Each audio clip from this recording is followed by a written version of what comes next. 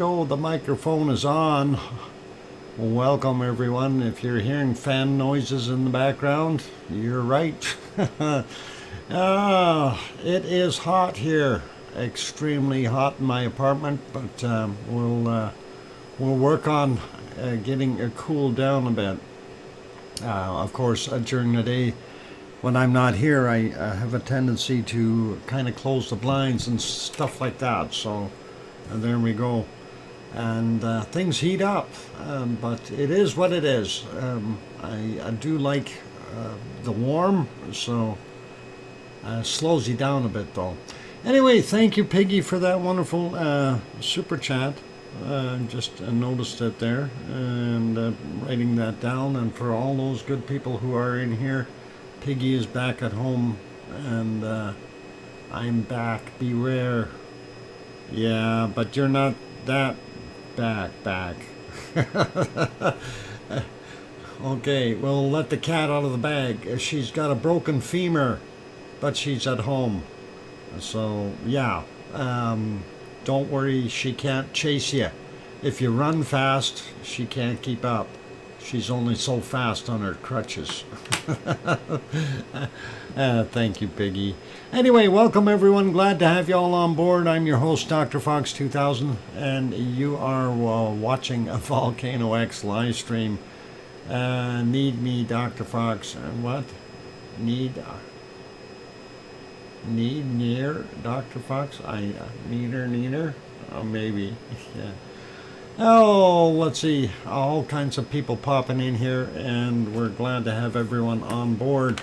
I'm going to first announce our wonderful moderators. We have Arizona Snowman. We have Piggy, and Piggy is dangerous. Watch out. A wounded piggy. Wounded piggies are always dangerous. And also we have our wonderful C&D boy. Bob is back. I'll likely have Gary. Uh-oh. There she's being bad. Neener, yeah. Even pokes tongue out at, yeah. Okay, sure, Piggy. Anyway, glad that you're at home for right now, and I know you're going to have a long road ahead of you, Piggy. I'm not trying to be rude or anything when I say that, but yeah, it's one of those things. Getting everything repaired and getting pinned will be kind of a thing. Being stabbed, poked, and turned nuclear. Yep. Yeah, and pretty soon they're going to turn you bionic by putting in extra parts. Anyway, welcome everyone. That's our wonderful moderators there. I did get to Arizona Snowman. Did want to mention, just in case they show up, Lucas Snow in Joseph Fields, Texas, or Mona Lisa Smiles, and there could be others. Anyway, moderators, thanks for being here today. And I want to say hello to a bunch of people right off the bat, but we'll just slow down here and we'll put them in order. Hang on, I guess I also count as wounded with a serious poison ivy reaction. California boy doesn't recognize a poison ivy. Uh-oh. I hope you're all right there, Jed. That is not not good. Poison ivy is yucky. Yeah, stay away from funny looking leaves. Anyway, let's get at it. Hermione and a Fluffy, or first. Oh, I'm not even typing. Why is that happening? Hermione and a Fluffy. We'll type that again. There we go. I think I got it written now. And we're going to give some cookies for them since they were the first ones in today. So there is for Hermione and Fluffy. Awesome. And anyway, getting to what's on the screen right now, real quick. That, of course, is Kilauea volcano. Helima crater, and looks pretty awesome. Of course, I went to the nighttime footage because it depicts several things that you can't see in the daytime shots too well. And that is this side vent up on the side of the hill. Really cool stuff. And also, well, you can barely see it during the day. I don't know how well it's flowing now. I did watch it last night a little bit, just at dawn, or sorry, at dusk, and it actually looked pretty good. So that would have been 9-10 o'clock my time here. Anyway, let's again saying hello to everyone, and we'll start out by going up the list here. I was at Two Pineapples for a while yesterday. Nice view, awesome. Yep, they are. And I did see Two Pineapples in here. Oh, and we got the Metal Omi 54 in here as well, as I'm going to go start saying hello to everyone. So we'll start out with that. Metal Omi 54, welcome. And we also have Sasha, Scott Hartman, Cookster Littlefield, welcome all you guys. Hermione and Fluffy, of course. Our wonderful Yvonne Kunkel is here. Welcome, Yvonne. And glad you had a chance to peek over at Two Pineapples. And speaking of Two Pineapples, he was also here. So welcome, Two Pineapples. And going up the list, we've got Michael Olson and Dan, and Henry is here. Johnny Gonzalez also on board. Sasha is here. Amelia, Sixth Sense Amelia. Welcome, Kilauea Amelia. And going up the list, looking for more wonderful people. We got Vaughn. Oh, there's Grandma B is here. Welcome, Grandma B. Perfectibility 999 is also on board. Welcome, Brian. And let's see, Epically Epic. Epic is epically here. Welcome. And going up the list some more, looking for Cananaskis Country is also on board. Welcome. James Donnelly. Jed is here as well. And hopefully he'll stay away from poison ivy. He's going to study that stuff online. And because he's got experience now. I hate poison ivy. It's itchy and it burns. Let's see. I said hi to Dan already, I think. If I didn't, hello Dan. Welcome. And still scrolling upward here, looking for others. And the list is long today. Judy M is on board as well. Welcome, Judy. And still scrolling upward, looking for Sandra Rockland. Welcome. And I got Two Pineapples already. So good to have you guys all on board. And still scrolling upwards, looking for other names that I may not have mentioned. Just about at the top. Gavin McGath. I hope I said it right. Welcome back.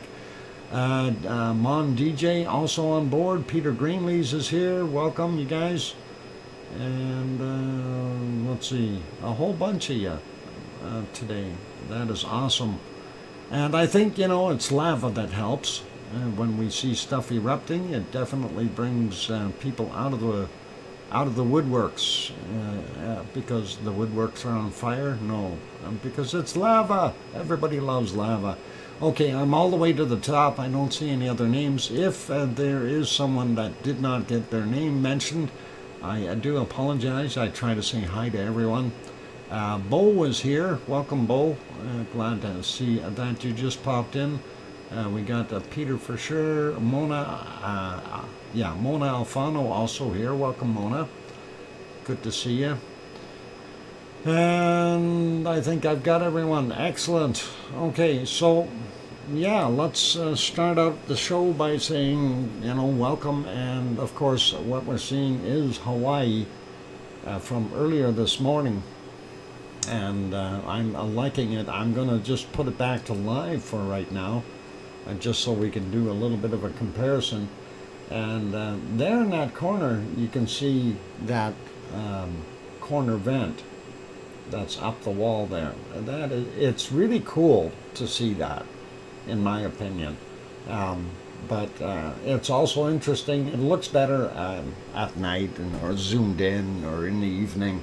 And I do have a little video from yesterday. I will show that. Oh wow, I'm in and out a lot happening obviously with the eruption. Absolutely, 2 pineapples, no worries. And anytime you're in here, just pipe up and, you know, throw your 2 bits worth in. It's more than welcome. And I understand your situation as well. I just got home from work, so I'm right into this, and I will get at it. Anyway, looking at what we are seeing, though, you know, on the side of the hill there, you can definitely see that vent, and the lava flows in several directions here now from the looks of it. We'll take a look at that, the closer up views later. One of the things you can see here is all of a sudden you can see the West Lava Pond again. Pig Island is very dominant once again. And even the rails of the old west vent are noticeable, with that little hornito in the middle here being the prime lava giver right now. So pretty interesting to see that, and that is pretty cool. If we go back in time a little bit, and let's see, I'm just trying to get back a little ways here where it changed. Okay, this one this is our little hornito. This used to be the west vent. Okay, it's still smoking here, so it may do something yet, but that was our little hornito. It is now pouring out lava, and it's pouring it to the kind of the northwest area, and that is interesting. But not surprising that we had that happen right there. So that is kind of cool. I'm trying to locate some other stuff in their stream here to see. Yeah, there they had it moved over. But this was early in the morning, 6:14 a.m. at their time there in Hawaii. And you can see the side vent here. Kind of just scrolling out, and it looks like it may have another hole in it draining down that way as well. And then you can see the little paths that the lava was taking originally, but since it slowed down a bunch, it's gonna just fill that area up for a while. So we'll see what it does there. And of course, if we go back a little bit further in time, we start to see it like this. Very nice views with, you know, the multiple lava paths coming out of that side vent, and I thought that was pretty awesome. Anyway, looks not bad. And then of course over here that hornito as it's building up. So it's likely going to build itself into a taller hornito. We'll see what happens. Hey, OneFish26 also popped in. Welcome. And did I miss anyone else sneaking in the door? We've got Yvonne, of course. Wonky Donkey. I knew you snuck in there. OneFish26. Yep, gotcha. All right. So welcome, you guys. And Dr. Fox. Okay. If that's a lava lake, how does it vent on the cliff and get lava to flow up from there? Okay, I get what you're saying. All right. I guess best thing to do is crayons. Let me get the old crayons out. I haven't done that for a while, so I'm going to draw on here. Since that is a kind of... It's basically... Jed, if you know what a parasitic vent would be, that would be the best description of it, a parasitic vent. But I will get the crayons on here. I'm going to get rid of that banner first. There we go. And crayons, let's write on the screen here. Okay, so if you know, let's just say this is our bowl, our caldera. Okay, and then we'll just have that running off of there. So your lava is sitting in here, okay, and we have multiple paths coming up feeding that lava. We've got one over there, you know, you can see them here, right? So you got multiple hot spots. So in the bottom of that pit, you're going to see stuff like that. Now, what can happen, okay, on the side here, now again, this may also have another branch to it and provide different spots, but it may also have a spot going up and then out the side like that. Or the path could be a little bit more crinkly, you know, something like that. You don't have to have it over there, but that kind of thing. How is your current situation with the wood fires? Are you okay? Yeah, I'm absolutely fine. Our smoke level is starting to rise. They say by later tonight we're going to have heavy smoke here again in Edmonton, but right now it's still very light, very good. So no worries there. Thanks, Yvonne. I appreciate that. Anyway, I hope that makes a little bit of sense to you guys. So basically, you know, for the most part, a parasitic vent, it's just where it has a path upward, and it doesn't necessarily just have to be on the side here. You could have one if you draw that caldera wall there, okay, lava level down here, and the caldera wall, whatever. All of a sudden, you could get, you know, if you had one of these, you could get one pop up on the other side here, right? And that is possible too. But right now, what it's doing is popping out here. That kind of thing. So, I'm Dr. Fox. I was finished. Wasn't, oh, oh, sorry. I don't know what you're doing, Piggy. Are you licking the screen again? That's how IKEA crater was formed. Oh, Iki crater was formed. Yeah, and it's funny to see those parasitic vents, though, but they happen, and it's part of volcanoes, so it's pretty cool. Anyway, if we go back a little bit more in time here, the color kind of changed a little bit more to that brownish. There we go, and you can see it just slightly better, at least for me. And basically you're still seeing those same vent holes open, going back a little bit further in time. Of course, a little darker, a little easier to see. And again, the level coming out of that side vent was higher, and you can definitely see the multiple paths that it was pouring lava out. So I like lava parts and volcano accessories. Me too. Parasitic vents are definitely high on the list.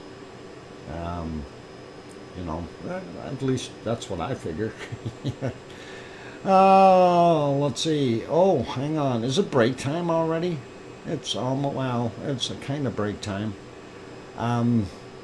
What I can do is I can leave this on. Actually, what I was going to do is I was going to show you that other video from here, from yesterday, that it's about 20 minutes long, but I'm going to just move it forward a little bit in time till we get to that corner event, so you guys can watch that while I take the break. I want you to watch the rocks that are coming down there, so I'll leave that play. I'm going to go take a break and enjoy that. That was from yesterday, of course. And watch that centerpiece there. You can see the up on the top there where it's plopping out. You see the big black blob right in the center. Those are rocks. Those rocks will break off. Those rocks will go down the hill. in the lava bed. So keep an eye on them. Anyway, for those good people who are here, please do hit that like button. If you haven't yet subscribed to the channel, please help us out, let us grow, and hit that subscribe button if you haven't done that. On that friendly note, I'm your host, DrFox2000, here in Edmonton, Alberta, Canada. I'm going to take a 5 or 6 minute break. Don't go away, and we'll be back. Keep smiling. Here's some music.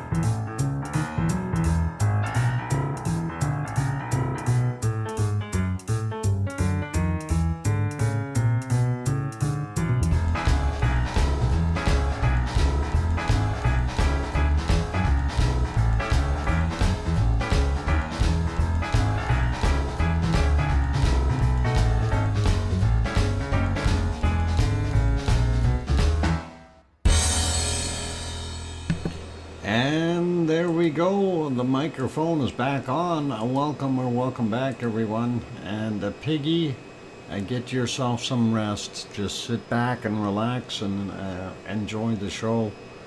And fall asleep if you want. And that is not a problem. Anyway, thank you for the welcome backs from Yvonne and Old Mummy of Hamsters saying welcome back, Uncle Doc. And thank you, Sue. And Johnny and Mona and Kevin and Kananaskis Country and Henry and Hermione and Fluffy. Did I get everyone? I think I did. Did I say Yvonne? Yeah, I did. All right. Yes, Dad. All right, Biggie. Just relax. Did you get my 6 emails? Yeah, no kidding. Overwhelming. I did, and that was what we were about to get at next. Yeah, some of them anyway, a couple of them.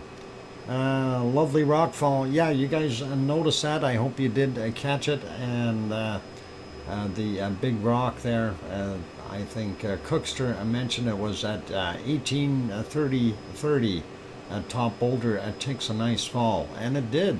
It was very, very cool. Anyway, I'm glad they had it pointed that way. Did you get my hissing bug? Yes, I did. I actually seen that guy before in bug fields and collections and things. Hissing, yeah, it's a hissing cockroach of Rhodes. Only found in Rhodes. Yep, it's a weird bug. it really is. All right, since we're bringing it up, let's save the picture here. And I'm not sure what the heck they even call it. I know what to call it. XX bug. Okay, that'll help. Yeah.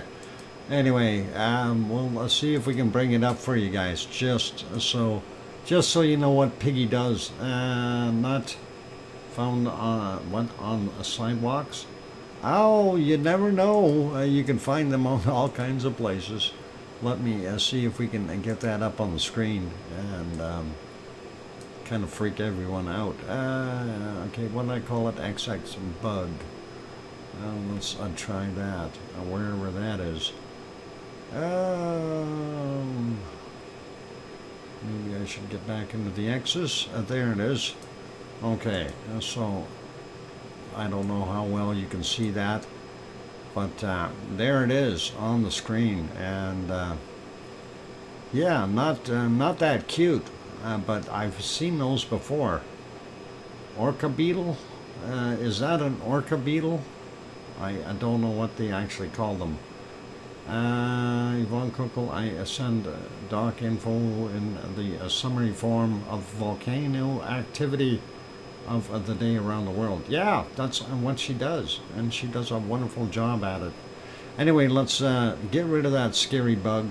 I don't like it. Orca beetle. Okay. Orcas. And here I thought orcas were big black and white sharks. Is technically what they are. They're not whales, but I think that's what they are, aren't they? No, they're mammals. Something. Anyway, orcas, killer whales, and then they moved it to this thing afterwards in the. Oh, dyslexia strikes. Okra. Okay, got it, Piggy. It's an okra noodle. All right, so the little bug is called an okra noodle. All right, we got it. Anyway, I'm bugging you, Piggy. It's okay. Looks like a June bug with wings. Yep. Anyway, this is what they had going on there at about 1838 yesterday, and I thought, well, it looked pretty cool. But watching this is kind of boring. The thing that you do want to look at around the center bubbling there, they're saying that is between 3 and 5 meters in height.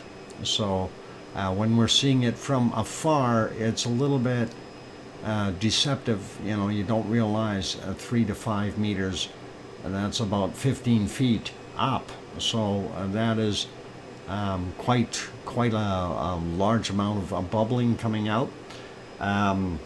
So that's pretty cool. Anyway, we're going to leave that video alone and get back to this one. I actually want to get back to the live shot and this one here. And the reason for that is I wanted to mention what's going on here. So you can see the outline of the west vent. Of course, you can see Pig Island. You can see, or sorry, the west lava pond I meant.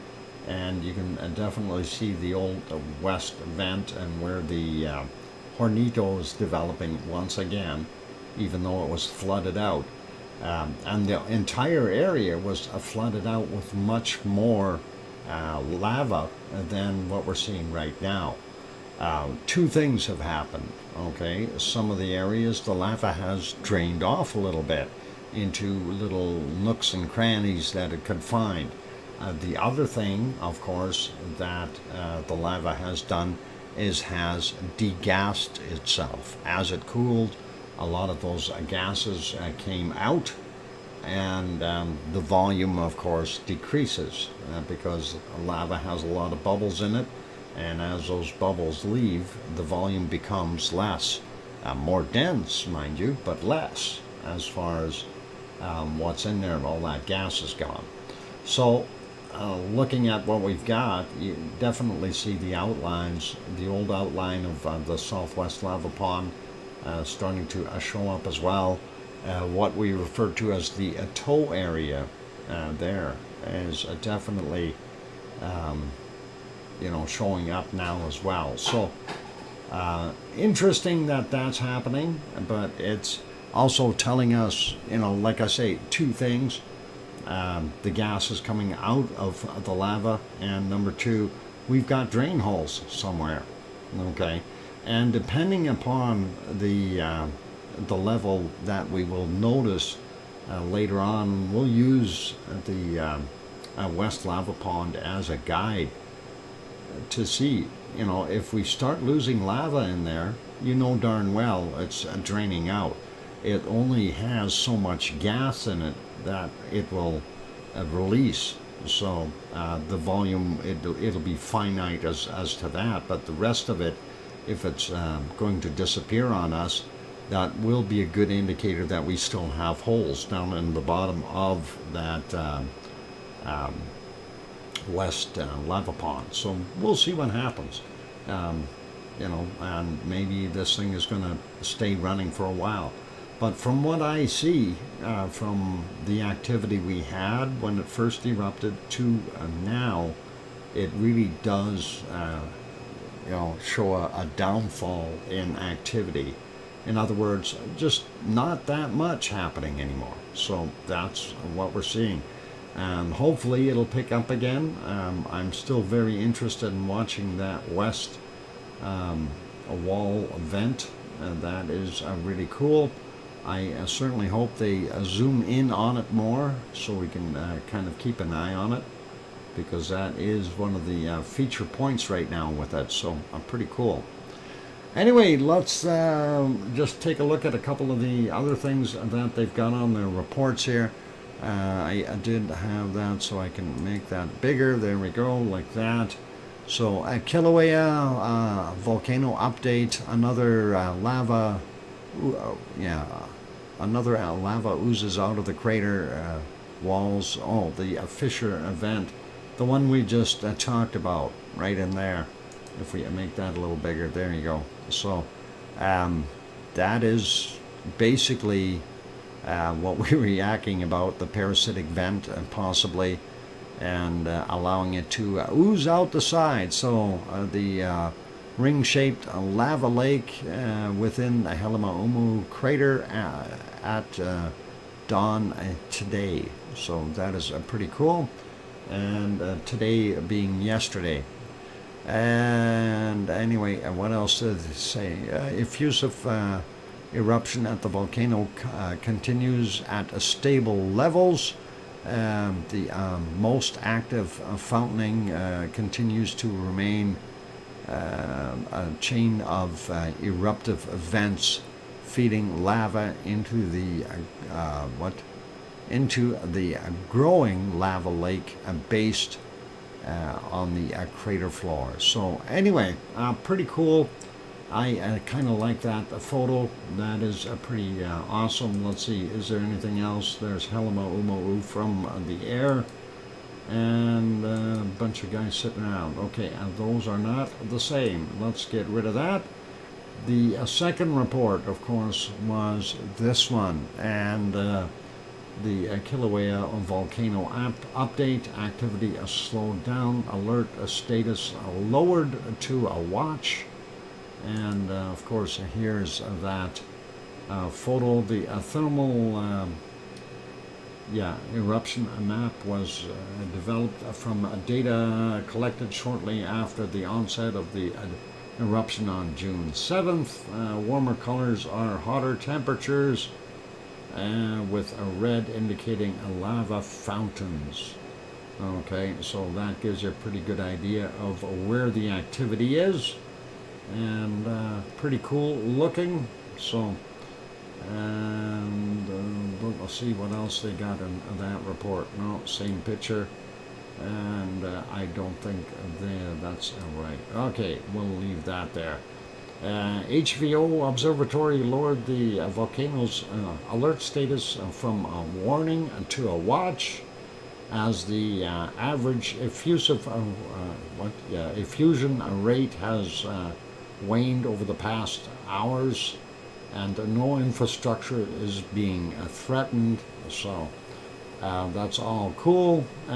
Here's the rate. It says an average effusion rate of approximately 150 cubic meters per second is estimated for the initial 24 hours, based on the lava lake's level rising.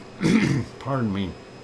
However, this measurement may be skewed and does not account for vesiculated lava and variations in topography across the surface of the crater floor. So we know nature tends to level things out, but if it's thick, ooey, and lumpy, it may not do that so well. And that's what we've got there. I'm not going to go through the rest of it here. Just real quick. Yeah, 10 meters or 33 feet tall was the height of the fountain that was coming out in the middle there. And the lava levee has, the level has declined by 2 meters or 6 feet over the past day. Most likely due to volcanic gas losses, and that is one of them. Most likely, but it's also going to find its little nooks and crannies to crawl into, as far as filling all the voids that may have had a bubble caused in there or whatever, or another rock on top, and then that got hot enough around the edges and allowed magma to flow in, or lava to flow back in. So pretty good. Anyway, let's leave that there. That is Hawaii, and let's have a look at this one real quick. We can make that a little bit better by doing that. There we go. And that was the shot this morning, and that didn't look too bad at all. This was at 1:35 a.m. Hawaii time, and there is the that used to be the B1 cam. They've moved it. I wonder why. Maybe they thought the lava was going to come out of the crater and burn their camera. They've moved it back a ways and up. So we do see it though. That's pretty awesome. And I didn't realize that they did that. Actually, I want to see what these look like now. So that is from the other side. Yep, and you can definitely see how full that area is in there. That is absolutely awesome. The other camera shot here, we'll hit that one and see what it looks like now. And there it is. Yeah, they definitely pulled that back. That camera used to sit over here somewhere, and they've pulled it back out of the crater. And hey, I don't blame them. Err on caution, right? So that is pretty cool.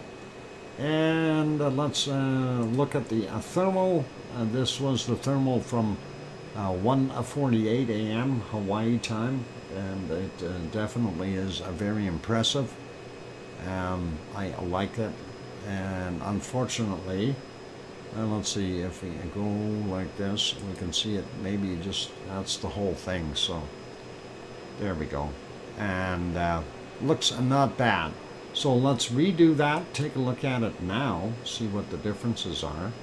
And basically not that much. We are still seeing the West Lava Pond in the thermal here, very, very distinctive, and also what we used to call the toe right there.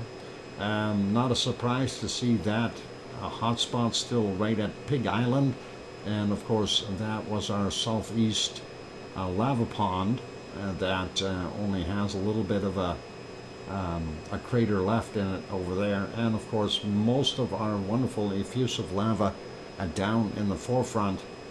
And we know that this one is not pointing over in the corner, but I'd love to see what that corner looked like, and they could bump it over just a little bit for the shot here. It'd be awesome. Anyway, that is it for our Hawaii for right now. What I'll do is we'll get rid of those reports and put this back on here. I am going to go for another break, you guys, so this time I will put it back to this video from this is 8.5 hours ago. We'll put that on, make it bigger there, and I am going to go take a break. So for those good people who are here, if you're enjoying the show, by all means hit that like button if you haven't done that yet. Also, if you have not subscribed yet, consider subscribing if you're enjoying it. On that friendly note, I'm your host, DrFox2000, here in Edmonton, Alberta, Canada, where it is about 29 degrees Celsius and about 33 in my office. Yeah, I'm tired. It's hot. It's okay. We'll bear it for now. I'm going to be back in 5 or 6 minutes. We'll have bacon seeds when I get back. Keep smiling and don't go away. Thanks. Here's some music.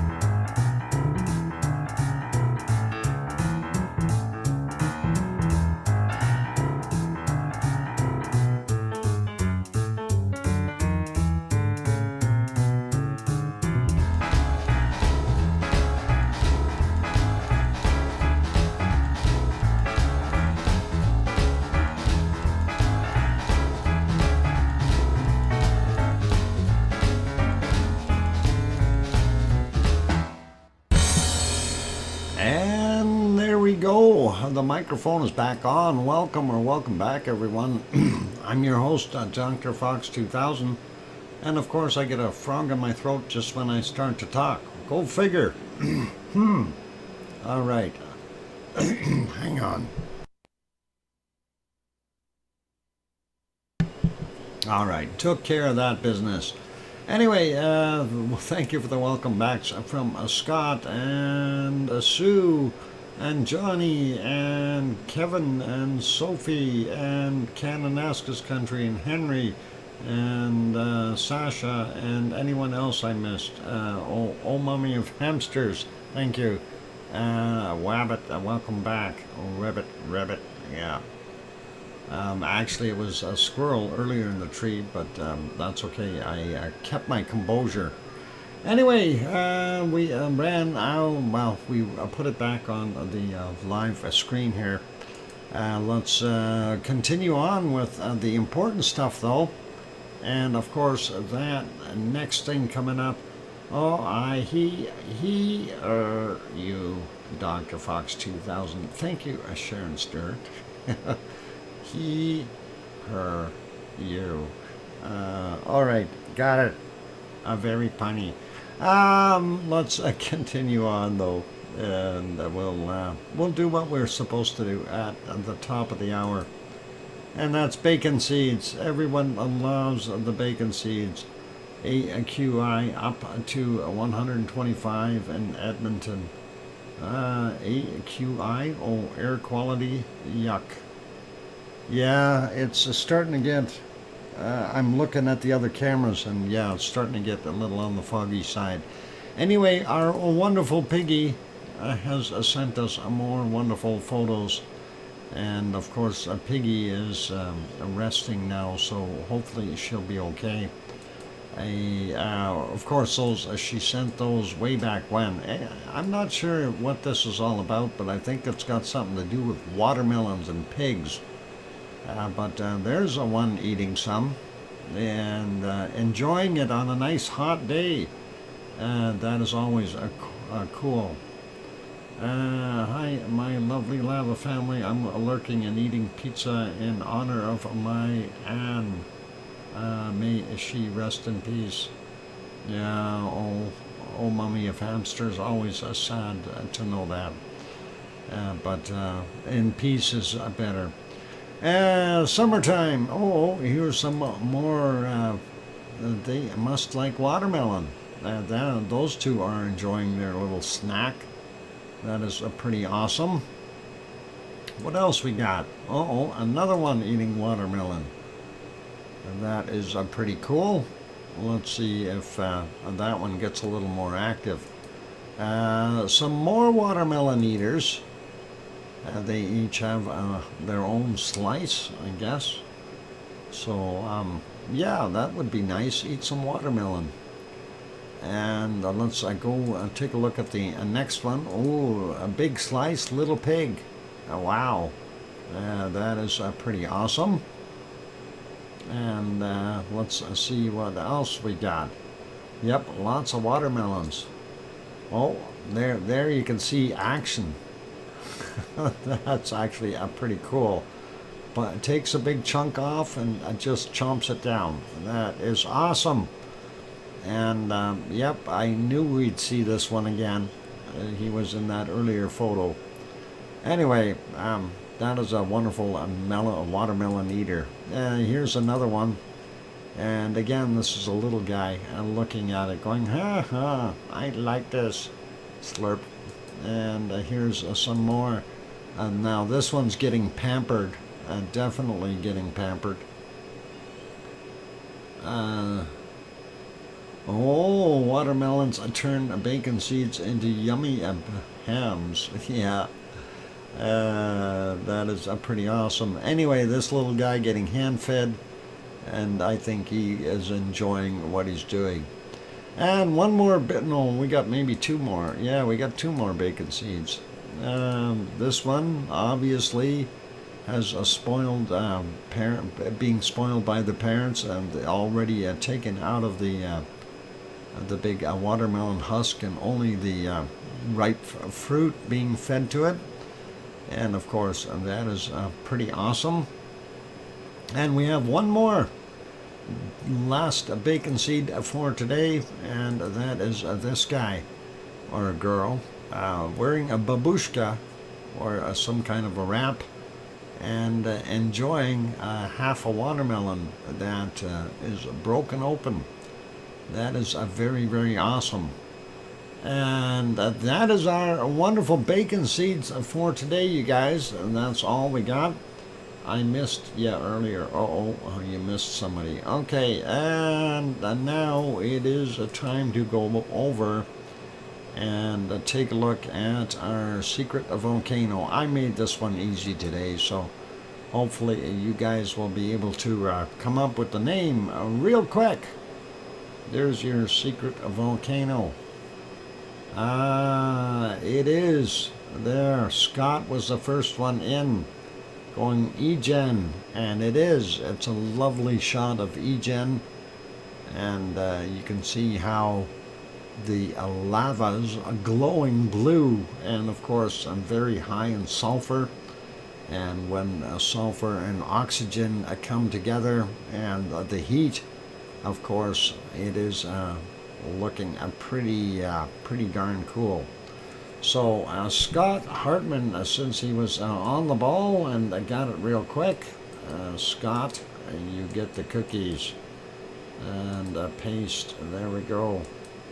And let's give him a stack. All right, there you go. Congratulations, Scott. And it is kind of a cool pick. I thought so myself. And with the people there in the photo, it really puts a perspective into what we're looking at.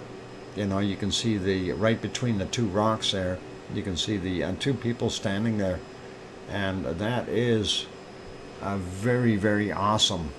Now, one of the things that is dangerous, though, when you're looking at this stuff, if the wind is going the wrong way, you need to get out, and you need to get out real quick. And never mind your backpack. That'll only slow you down. Anyway, we'll leave that be, and we will go to our next place of adventure. And that is, of course, going over to Iceland.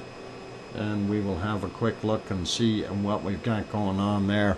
I'll kill this photo for now, just so, where is it?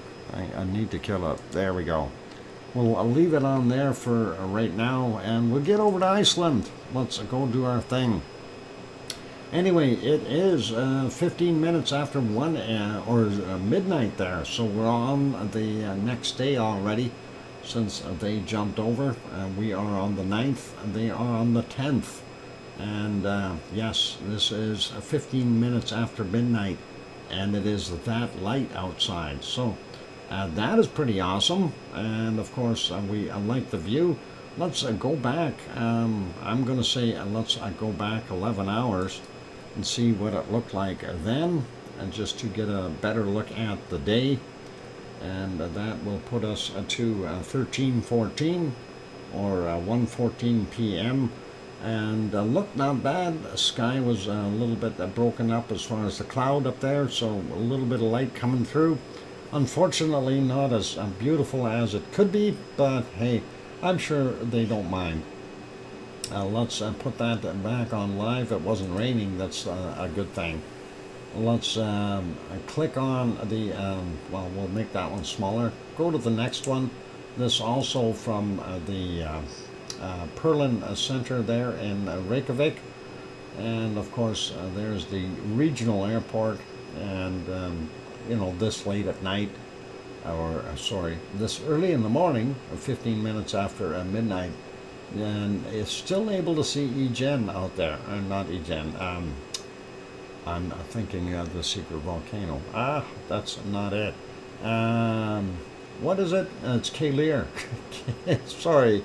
I'm thinking outside the box. So there you go. And that is quite a distance away. let's leave it there though, and we'll go back that 11 hours, see what it looks like at Kilauea. Yep, Sophie, thanks. And there it is, looking at it earlier, so less visibility, can't see off in the distance, but still not that bad. Could be worse, could be better. We'll leave that be, and we'll, oh, I forgot to make that one smaller. Go to our next shot, and of course this is down on the Reykjanes Peninsula, right near the lighthouse. The lighthouse is just I guess to the right side of this camera and back just a few feet.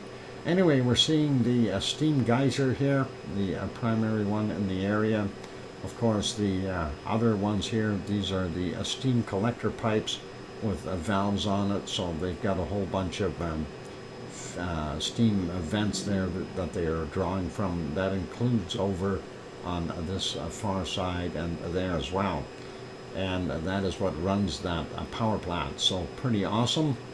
You can almost, well, you can see the lights of, if you're looking right there, you can see Grindavik, and if you look real hard, you can actually see the two towers in there. I've seen one of them anyway, and yeah, it is right there. So that is the radio towers, and looking at the back here, you can see the little plume there. That of course is the other power plant that is right beside the highway over there, and the Blue Lagoon.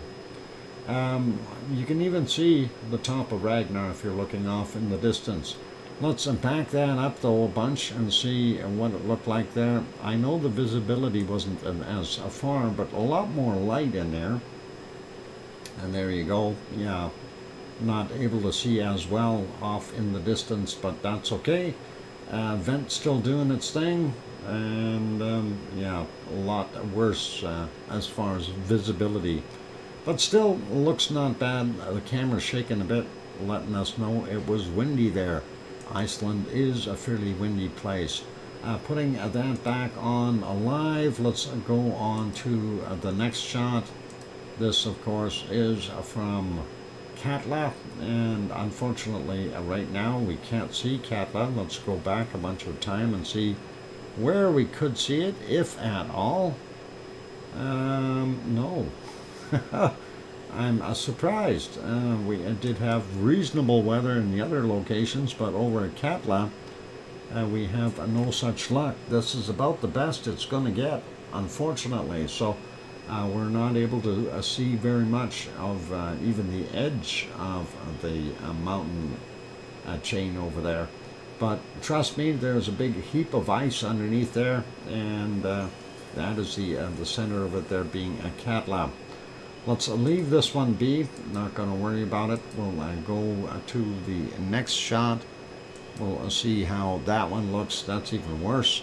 And that is, of course, another a different view, and it doesn't work right now, obviously, since I don't know if I want to call that volcano gray. It certainly has a lot of water droplets on the camera lens, so pretty wild. Anyway, let's leave that be. Yep, raining. It's a raining there. And next place that we're going to go, of course, is our wonderful rumble chart, and we are going to go see what's rumbling. I got to get myself in the right place. There we go.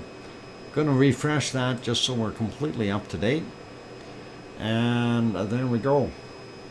And of course yesterday, since we weren't on, we missed out on this rise in magmatic frequency here, and then of course we've seen a larger push up and back down. I'm kind of wondering what the heck is going on, but we do see a similar rise to the seismic. Actually, it was pretty level, and then it pushed up and came back down as well, and maybe trying to push back up.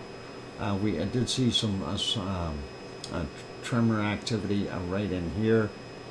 You can see a few spikes, and well, all the way through actually, so we did have things going on, but it looked like it took another sharp drop and then tried to rebound a bit, and that's about where we're at right now. So I'm wondering, are we seeing something move? But we need more of these, lots more, before we'll see some real cool action. And let's go take a look at ASCIA next, and the ASCIA chart. Whoop, where am I? I went by it.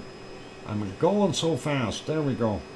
ASCIA, and of course our magmatic frequency is actually being outweighed by our seismic, and the seismic being a lot more active, and we see some huge spikes coming through there, and also our tectonic movement at an upward swing. So something definitely going on there. Aaron Cole, welcome. And did I miss anyone else sneaking in here? Tournament all weekend. Okay, cool. And let's see. Did I miss anyone in here? I'm looking at my time too. Okay.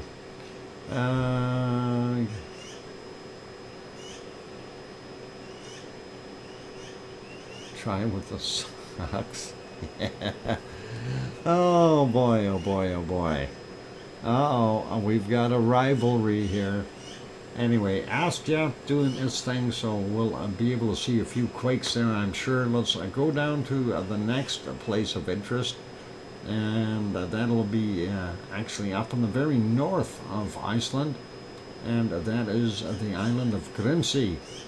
And this is the Grimsey chart, and I'm looking at what we seen yesterday. Well, we didn't show it, but that was definitely an upswing on all three, and that would be something that would have been tectonic in nature, the whole plate shifting. And we've seen another shift today again. It does look though like we are getting to, when it's relaxing, to a real still point, and hopefully it will continue to do stuff, and we'll see more quakes up there. I'm kind of surprised at this, 2 days in a row, 3 days in a row, like kind of going up and down. It's almost like a ripple effect, so kind of a weird thing. Let's go to the next one, and that one is a little short in data. Unfortunately, yesterday we did see something very similar to what we seen at Eruption, but we are missing the front piece here. Somebody must have unplugged it for a little while. Anyway, we do see the downward trend from the height it was at, as in both our magmatic and seismatic, as well as our tectonic movement. And I would have loved to see that. That would have probably been similar to what we've got in here through the morning hours. Anyway, let's leave that one. Let's go to one more, and of course that was Grindavik. Grindavik is to the southwest of Eruption. The next one we're looking at is Krusavik, and that is to the northeast, and there is Krusavik. No sensor loss there. We do see it getting quite far up, very similar to what we see at Eruption, although we're seeing a lot smaller quakes. So I'm wondering where those quakes are happening. Let's leave that be. I'm going to put it back on Eruption. Then we will go over and take a look at the earthquakes happening in the area, and we'll go from there. Let's see, Eruption. Go up a little bit, and there we go, right about there, or close enough. Why is that off kilter a little bit? There, perfect. All right, we got it in there. Well, I'll leave that be. Let's go over to the earthquake map. As you can see, 24 hours ago, so within the 24 hours, 40 quakes, and that's it. And that number has dropped, considering what we were seeing before. There were a lot more. Let's take a look out here in the Rakens Ridge. First off, 2.03, 1:48 a.m., a 14.9 kilometer depth for that guy. That's quite deep. And the next group over here, we've got a 1.58 from 6:45 a.m., 9.5 kilometers down. Next one is a 1.8, 8.7 kilometers down from 1722. From 1438, we've got a 1.52, 8.4 kilometers down for him. Then this guy, 0.9, 2049, 1.1 kilometer down. Moving along, 1.12, 8.8 clicks down, and that is from 3:48 in the morning. Next one is from 1848, 1.2, 4.7 kilometers down. Then a 1.36, 5.3 kilometers down from 5:51 in the morning. And from 1923, we had a 0.3. 4.1 kilometers down. That is right on the end of the peninsula. For those that aren't familiar with where the lighthouse is, there it is. The road that we see that intersection, and it goes right along the lighthouse. So that is pretty cool when we're looking at that other shot. And there's that main geyser area right there, and the power plant on the other side. So hopefully that'll help you out with the lay of the land a little bit. There is our Keflavik International Airport, Keflavik, Raikonsbar, Yarvik, and of course in this area we have the Blue Lagoon and the power plant. And then sliding down a little bit more, of course, the town of Grindavik and the 2 radio towers that are located there. So pretty cool. Let's move over a little bit. There you can see that outline. That is a Fregadalfjall. And of course we are seeing there's a Kilauea there. These are within our Fregadalfjall area pretty much. And this was from 1240, a 2.5 kilometers down, sorry. From 1356 we had a 0.78, 4.4 kilometers down. And this one here right on the edge of the territory, a 0.99, 2.1 clicks down from 1357. Very interesting. And only one over here at Krusavik. This is Krusavik, and that is kind of a surprise. Usually we get more in here. 3:01 a.m. we had a 0.54, 796 meters down. That's fairly shallow for that area. Next one, a 0.5, 5.9 clicks down, 23:29 is the time for him. This one is from 1:12 a.m., a 0.32, 6.4 clicks down. Moving over a whole bunch, there's Hekla up here. There's 0.55, 7.7 kilometers down, 11:20 is the time on that. Nothing over here at Eyjafjallajökull, but we do have 2 that are right at Katla. 1.52, 135 meters down, 2:12 a.m. Likely ice movement because of the shallow depth. This one is not ice, it's a magnitude 1, 1.1 kilometer down, and that is from 1840. And next one, out here, just on the edges, 3:27 a.m., a 0.9, 9.6 kilometers down for him. Moving over a bit more, let's see what we got. This should be a Grimsvatn, and we've got a 1.0, 6.1 clicks down, 22:18 is the time on it. And then we've got a 0.8, a 4.5 kilometers down, a 4:18 a.m. This one is also 4:18 a.m., a 0.9, 4.5 kilometers down for that one.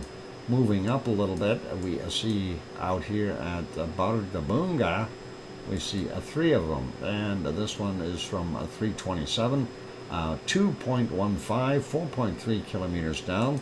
The other one is a 2.8, 1.1 kilometer down from 3:27 as well. And then the other one, same time area. They're only off a few seconds. No, that happened all at the same time. I wonder if that is the same measurement, just reflecting or something, because that's exactly the same time. Anyway, 3.07, 6.6 kilometers down for that one. It is a Pepsi time, you bet. I'm going to go take that break now, so that's a good place to cut off. We'll restart when we come back. We'll take a look at what's happening at Askia and the rest of the area up there. Not that many left on this map, so not a big deal. Let's put you back over to the current conditions at Halemaumau crater there in Hawaii at Kilauea. Well, current conditions don't look so pretty. Let's back that up a bunch. I like looking at the nighttime stuff. It looks better. It's ooey and gooey and nice. Anyway, I'll throw some music on. Keep smiling, and we will be back in 5 or 6 or 7 minutes. Don't go away. I'm your host, DrFox2000. If you haven't hit the like button yet, give it a shot. Also, for those who need to know, there is a bunny eating at in Bunny Land. I'll be back. Don't go away. Thanks.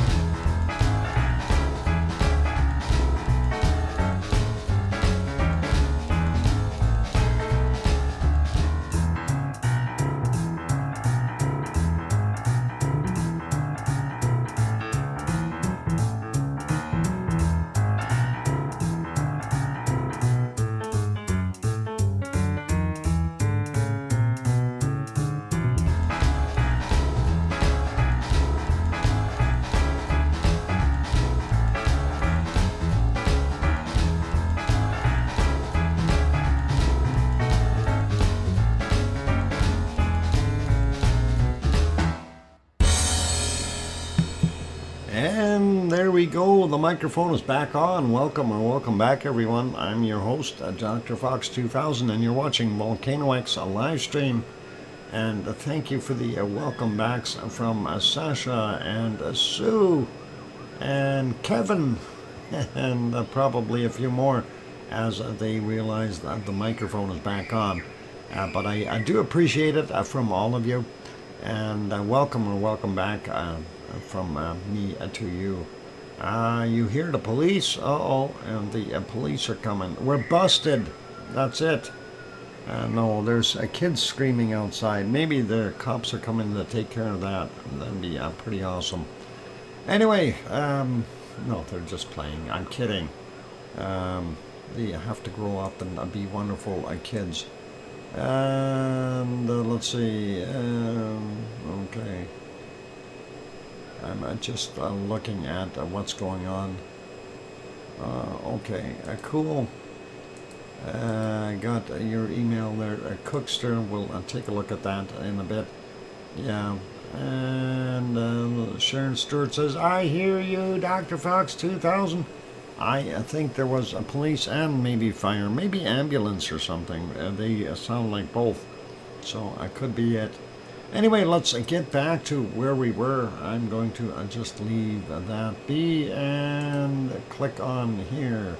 There we go. I'm getting back to our wonderful earthquakes there in Iceland. Of course, we covered everything from Bardabunga all the way down to the out on the Reykjans Ridge. So let's get to the rest of them. And we are looking at what's happening here at Askja. Let's try some of these. 1.21, 3.6 clicks down, and 3.3 kilometers down. 11:18 was the time on it. This one from 1358, 0.72, 2.7 kilometers down. 0.13, 5.9 clicks down. 1435. And next one over here, 1.59, 1.7 kilometers down, and that is at 7:02. And then, did we get them all? And this one, 0.75, 3.7 clicks down, 11:13 is the time on that. We got that 0.7, yeah. And that is it for Askja. Now those are a little bit more shallow. 1.7 clicks. That's a little deeper. This is a little shallower, 2.7 and 3.6. Not sure if that is shallow enough to get worried, but we'll take a look at the next ones. Billy Bob Joe, welcome, and that's awesome that you're here. And what I love, okay, saying hi to Lavaliers. And road to 100 subs. Okay, I just don't make that a point. And we'll hopefully see what we've got there. I just want to take a look here for a second. Okay, May 13th. All right, so a road to 100 subs on his way there. Anyway, yep. Looking though what we've got here, Herdebreit had 3 little quakes, a 0.51, 135 meters down, very shallow for that area. 5:56 a.m. was the time on it. This one is from 10:07 a.m. a 0.31, 6.7 kilometers down. And a 6.1 kilometers down from 5:56 a.m. And that is what it is for Herdebreit. And there's another one over here, a 1.2, 500 meters down, 21:14 was the time on it. And then we've got a few here in the water, nothing crazy. 1.7, 6.8 kilometers down from 1820. 0.9, and that is 6.1 kilometers down from 2112. And the other one is a 0.6, 5.2 kilometers down from 1830. And moving over there towards Grimsey, there's our sensor on Grimsey right at the end of the runway. Every time a plane takes off, it shakes it. I'm kidding. 1.23, 10 kilometers down, and 11:39 is the time on that one this morning. 11:40, right after that, we had a 1.09, 10 kilometers down as well. So that is what we've got for earthquakes for Iceland. Very interesting, and you know, I'm still hoping that we see a bunch more here in the Reykjanes Peninsula. That is one of those things we got to do. Mars 2028 says, unfortunately, I have to go back to work. Have a great rest of the show. Mars 2028, you take care and enjoy your show, or enjoy your work, and hopefully everything will be safe and sound there. All right, let's carry on with our next adventure. And where are we going now? Let's have a quick look at the Azores. I did not get a chance to check there, so we'll just have a quick peek. Hey, that is not the Azores. What is going on? Let's get rid of those. We'll leave it on that one for a second. I'm going to fix this up, and we'll get the shot from the Azores here. For some reason it was wiped out, and that does happen on occasion. Anyway, this is from the island of St. George, and that is what it is looking like there right now.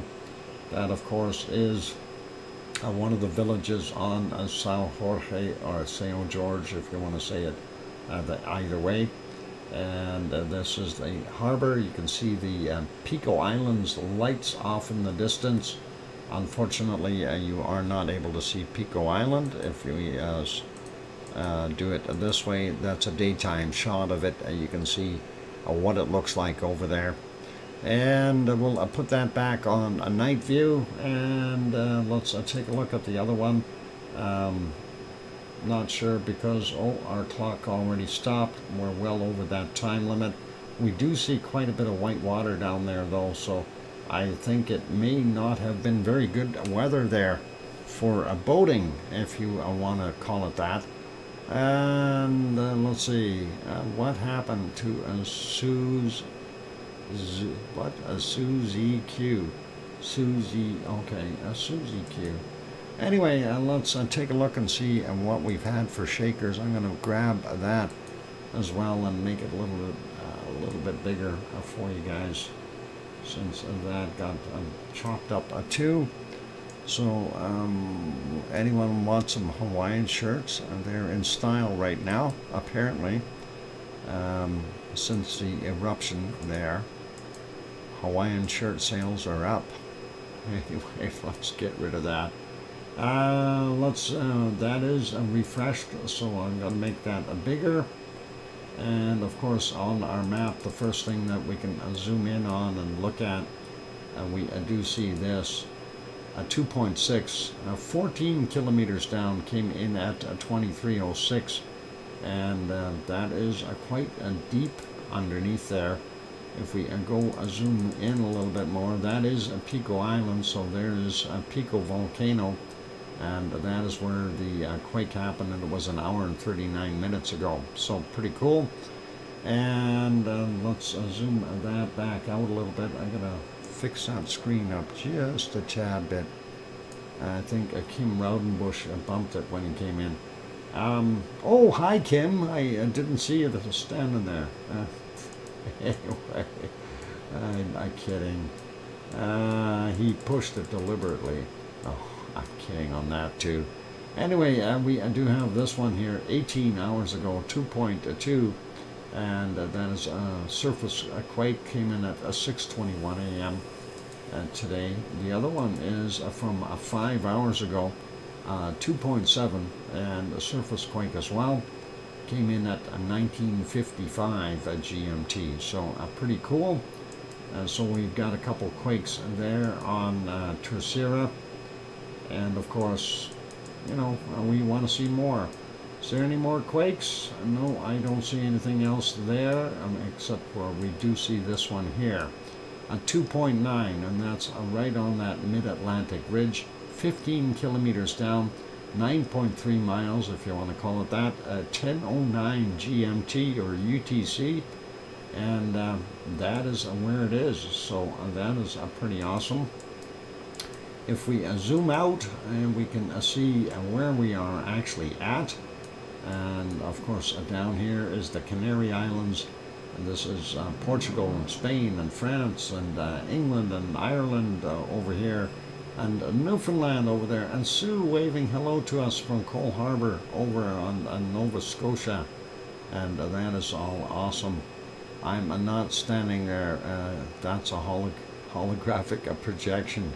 Okay, well, your holographic projection is pretty realistic there, Mr. Kim, and that is awesome. Up here is where Iceland is, of course, and that is the Reykjanes Ridge down to this point right in here. Then we call it the Mid-Atlantic Ridge again. Anyway, let's zoom that back out or in or something. Actually, I'll put it on that one so I can find it later. Getting off to our next volcano. We all know and love this one. It's called Popocatépetl. It is about 70 kilometers southeast of Mexico City. This is what it's doing presently, which is calmed down quite a bit. So I don't know what we're going to see in the future from Popocatépetl, but it definitely has put on the brakes a bit. And there you can see this was at 4:03 in the afternoon their time. It is still putting out, but nowhere near as heavy as what it was. Also, visibility is being hindered by those clouds, so it's hard to tell what's actually coming out of there. And hopefully we'll see some better weather. That's early in the morning at just about 9 a.m. This was a little bit better where you could actually see it. 8:33 this morning. There's some very whitish clouds of ash coming out of there, or gases. I shouldn't say ash. Ash would be darker. But definitely output is still there, and even if we go back a little bit more here, we can see that 7:43. Let's go all the way back as far as we can and see if it still had that same thing, 6:51 a.m. So, yep, definitely Popocatépetl doing its thing. And that is the present view right now. Let's make that smaller. Let's go over to our next one. Maybe we won't have a next one. Nope, we're not going to have. I guess Fuego must be in the clouds. They've shut off their camera for now. Next shot, of course, is from a Messiah volcano. Now, I did take that one on the 8th. I'm going to refresh that. Usually we show the caldera, but I didn't do that this morning. Very, very smoky in there. You can only see a small arc of lava, and that is what that little light is down there. Don't fall in. You'll never get out of there. That is a Messiah volcano, and that is in Nicaragua. Let's go a little further south, and yeah, right in there. And this one we're not able to see. It's dark there for some reason. Darn it, I hate when night comes. 1850 is the time on it, and that is a Rincon de la Vieja, and we're not able to see it. And let's see what the next one is. I'm hoping they've got a little bit of visibility left on these guys. We'll see. And that's what happens when you forget to click the buttons as soon as you walk in the door. We miss visibility of those other volcanoes. And that is just the way it is. I mean, hey, it's dark there. Yeah, I'm not going to bother even pressing on any of these. This is supposed to be Lascar, and we do see some stars there, but no gases or anything. Laguna del Mole, I can tell you right now, it is a lot more snowy than it normally is. And then Villarrica, yeah, well, yesterday evening I did check, and there was a little bit of glow to the caldera, but we're obviously not seeing that through the cloud work right now. So hopefully hopefully it'll clear a little bit and we'll be able to see that. Let me put it back on here. We'll go to our next volcano. Let's see if that is working. And that, of course, is our wonderful Merapi. And let's find Merapi. There is Merapi. All right. Will Merapi make us happy? I don't know. I did check earlier this morning. All I seen was gray. So I don't know. Let's stop right about there and have a look. That is at 40 minutes after midnight. We do see it. We do see a little bit of lava up on the top. Not anything crazy. And prior to that, it was in the clouds again. This is 25 minutes after midnight their time. And of course, we can see it was on the other cameras here. You can see how cloudy it really was. So not so good there. Let's take a look and see. Yeah, a little earlier the clouds had dissipated a little bit, so we could see some, but not very much. And again, the other camera views are totally full of clouds, so not worthy of even looking at. Prior to that, they had it on a full screen here at 2147.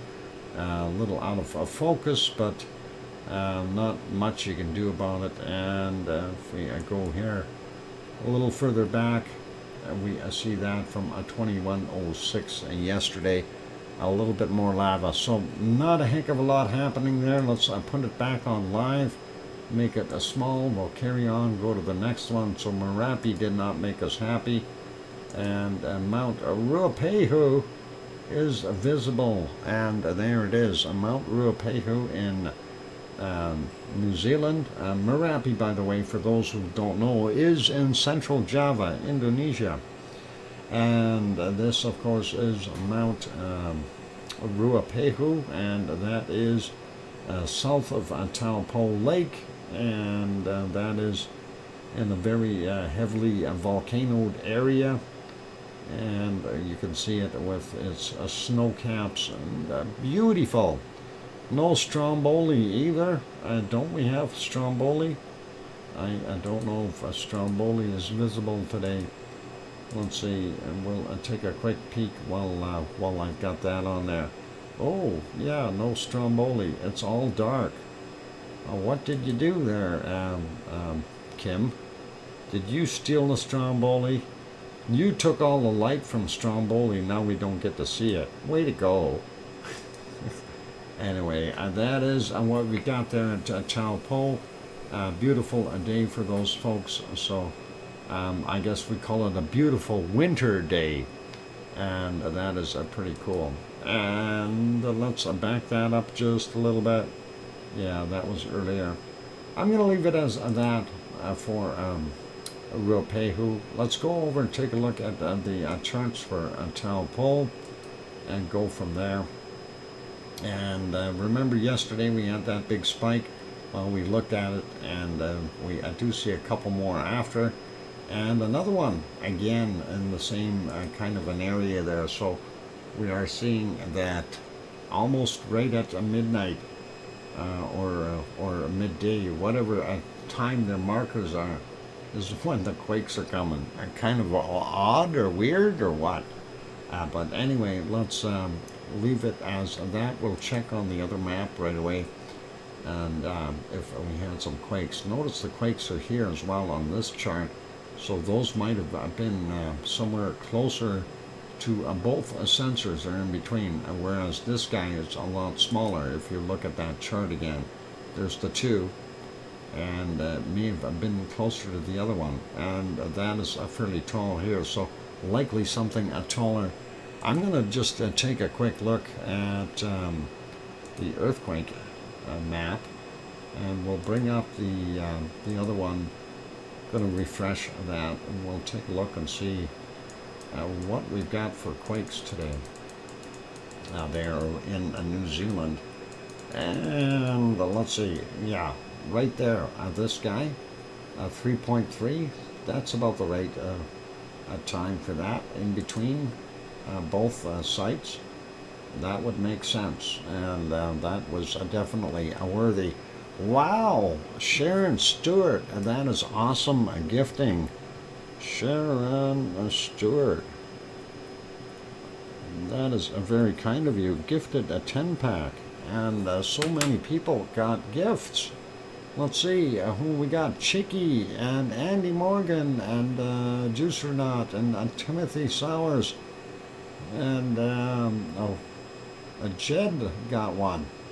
Kathy got gifted. Wow, Dave Kruk and Turtlehead, as well as Chris M and Tom Turtleson. Wow, that is awesome. Uh-oh.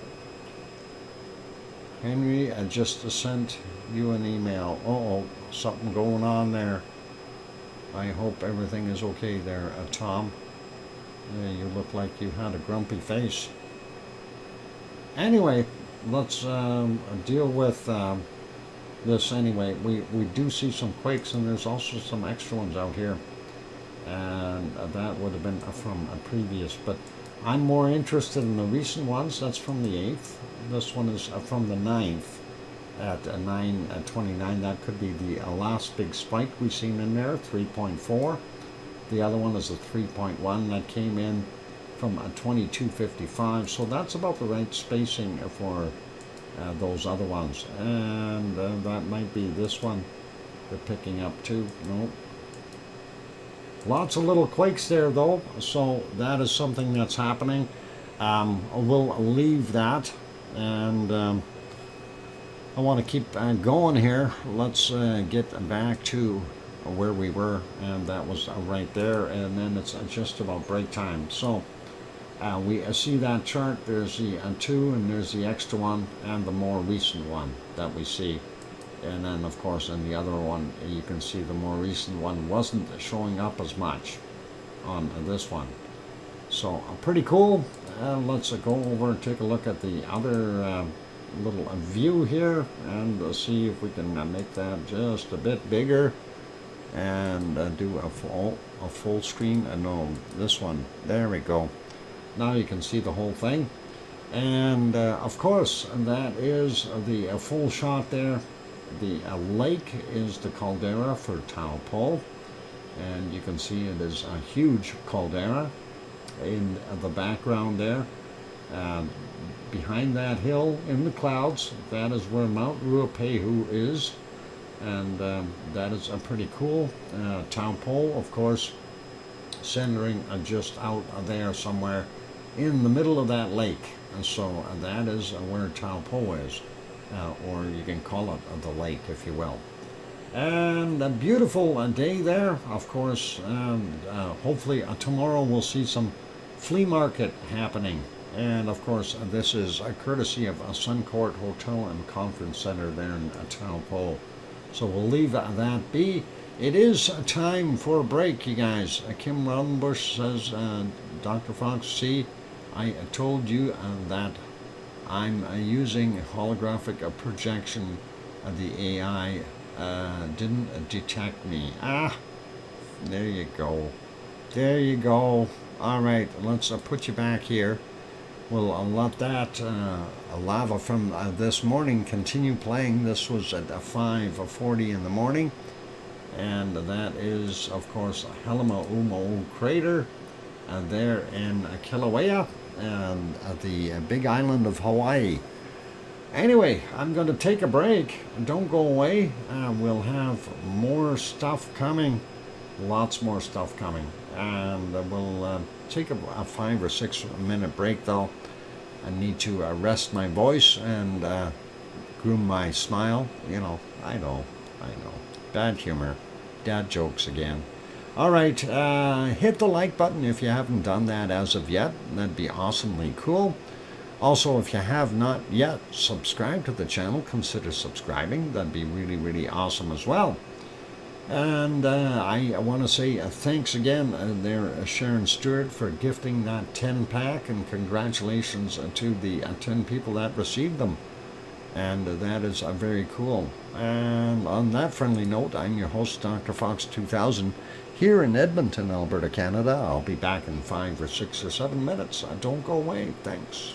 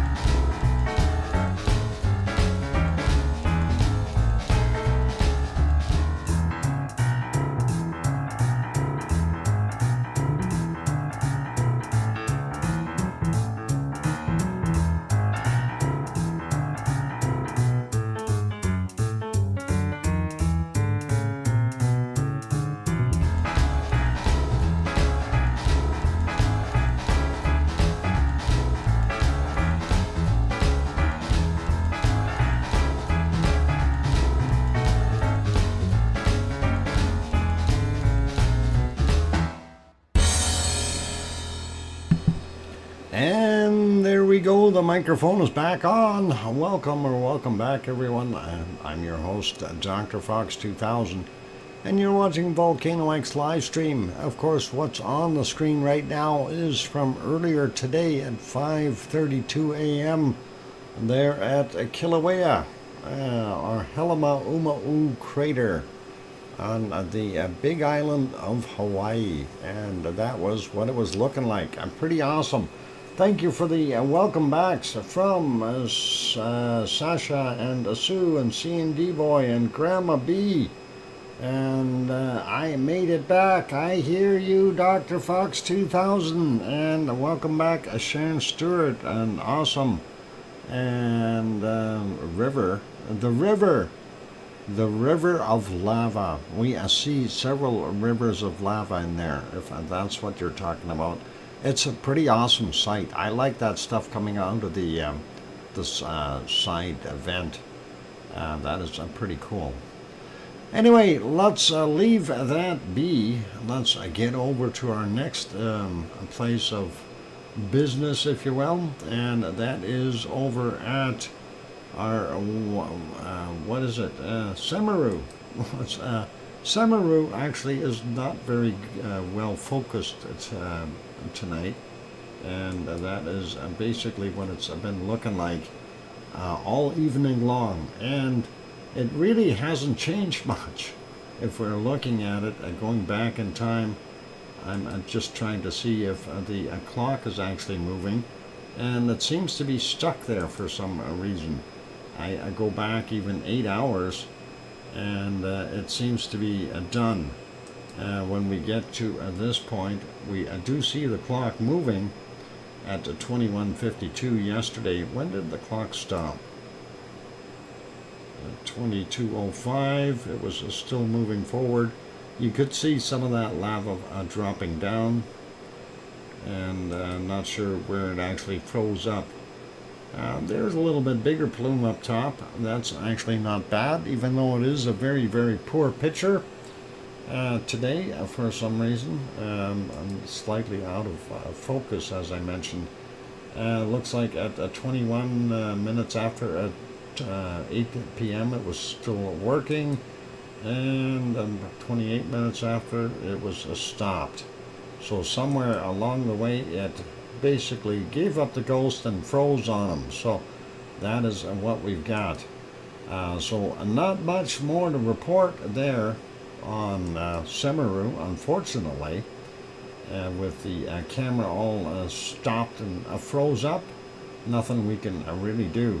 Let's put that back on live, and I think it'll just be buffering for us anyway, or it will in a second or so. Let's make that one smaller. We're going to go over and have a look at some reports, and the first one is from, well, let's do the Mayon ones first, since Sue brought those up. Those were actually from yesterday. So Mayon, a volcano, and that's Luzon Island in the Philippines. Activity dramatically increased, alert level raised to a level 3. Pyroclastic flows and eruptions this morning. Clicking on that photo, and we can definitely see some heavier output up in the top. Apparently it's hiding in the clouds. We do see a few places here that are, of course, kind of been used before as drops. I don't know if there's actually a flow happening there, hard to see, but it does look like there's gases raising, or ash or dust or something in that vicinity. So anyway, a degassing activity at Mayon volcano over the past few days is what they entitled that photo. Let's take a look at that. Nope, nothing to do with it. That's something in Greece. Santorini in Greece. And that is pretty cool. Let's see what they've got to say here. So the alert level of the volcano has been raised from a 2 to increasingly unrest to a level 3, increased tendency towards a hazardous eruption, as the activity has been intensifying. The extrusive activity has been picking up at the summit lava dome area, resulting in 3 pyroclastic flows this morning at 6:18, 9:53, and 11 a.m. local time. Block and ash flows descended over Bonga, southeast, and Basud, east shoots, reaching reaching lengths about 1 kilometer in distance from the summit. So we're not going to get into the rest of it, but that is yesterday. And again, that is the photo. That is pretty awesome. And we'll leave that be. The other Mayon report, of course, was this one, and then it continued to have this activity. So Mayon volcano, again, Luzon Island, a number of glowing lava blocks detaching from the lava dome intensifies, and the activity of the volcano has been increasing over the past few hours. This relates to continuing rise of a batch of magma and volcanic gases into the lava dome, making it prone to collapse partially afterwards, collapsing a part of the activity or actively growing lava dome located in the inner summit. Crater continues to shed more and more incandescent dome blocks, and hot avalanches racing over the Misi and Mabinit gullies, reported by the local observatory there. Anyway, that is the photo, and that is a pretty nice shot. Love the stars in the background, and we can definitely see, looks like it's filling up some of those areas in here as well as it is spreading out. So pretty cool to see that filling up. Let's have a look at the other shots here. This one, glowing rock falls emanating from the lava dome at Mayon volcano tonight. So that is what they were showing. That's pretty cool. Johnny Kraken, feels good Friday, all. It is a Friday. And nighttime, glowing lava dome at Mayon volcano. Doesn't say when this was from, but certainly is interesting looking. And what the heck is that over there? I don't know what that is. Oh, here's another one. Oh, they must have moved the camera while they had the shutter open. He jiggled the camera. Anyway, that is the pyroclastic flows. There we go. That you can see now. And that was from the stuff today. Definitely some pyroclasts coming down that hill. And of course, these phoenix clouds that you see doing their thing. So lots of ash and stuff in there. I'm here, Doc. Okay, all good. And yeah, let's see what else we got there. No, unrelated. So we'll close that off. So we know it's been doing its thing, and we enjoy looking at some of that. So we'll leave that be for right now. Pardon me. Next report is Krakatau, and we want to look at that. Krakatau volcano, Sunda Strait, Indonesia. Powerful volcanic eruptions and intense paroxysm today. Sorry, I had to swallow. Paroxysm activity at Krakatoa volcano today is what they're saying. That's a pretty awesome shot. Happened on the 8th at 17:23, and you can see it is a very, very dark and ash-laden ejecta that's coming out, and Team Tefra would be happy. and we see it heading over top of the water and actually dumping into the water over on this side. So pretty interesting. And yeah, there's a certain amount of weight to it, so obviously that is going to do its thing. Let's see, no, that is unrelated. Let's just read the first or so paragraphs. The volcano entered a violent eruptive episode today. A couple of intense volcanic-sized eruptions took place from the cinder cone, generating a gray to a black ash-rich pumice, ash-rich plumes.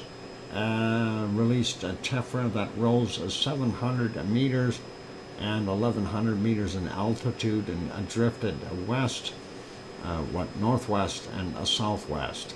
And of course, they're saying the surveillance cameras from PVMBG, Volcano Institute, observed it at about 1730. And the local time, constant ash emissions associated with a strong glow, indicating a lava fountain phase, so-called paroxysm, and generating a hot juvenile and plastic ejecta accompanied the process. In other words, yeah, lava coming up with it. Okay, we get it. But that's it for that one. That's pretty awesome. And again, the other photos are not related, so we'll leave those be. We do have a second report from there. And this one was from today. The other one was yesterday's. So as it indicates here, this photo was from 8:47 a.m. And the Krakatau spectacular eruption continues. Ash up to 3.1 kilometers this morning, and it says strong eruptive activity at the volcano is currently dominated by a vigorous Vulcanian type explosions over the past 2 days. So that is what we see there. That is a pretty awesome shot. So very, very cool, and no problem. Smoking column looks like a Godzilla. Actually, it does. Cookster, where's King Kong? I want to know where King Kong is, because if Godzilla's on the loose, we're going to need King Kong to help out.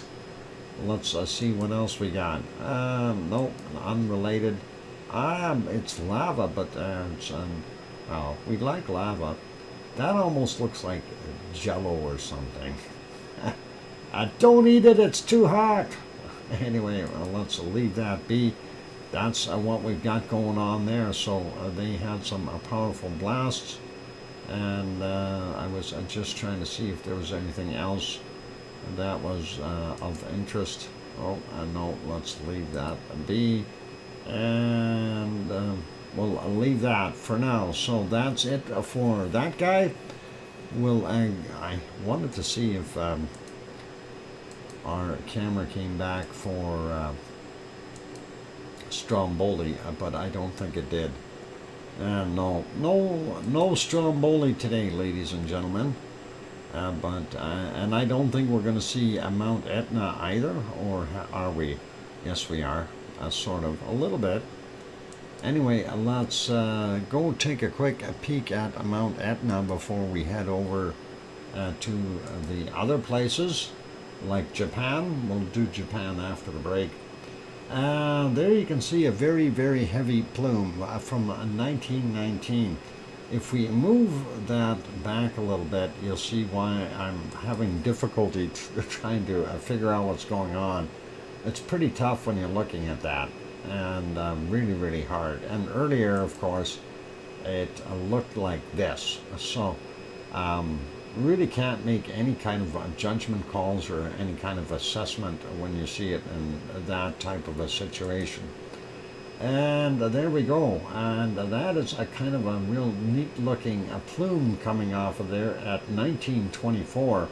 that is Mount Etna. We do see smoke on the backside here.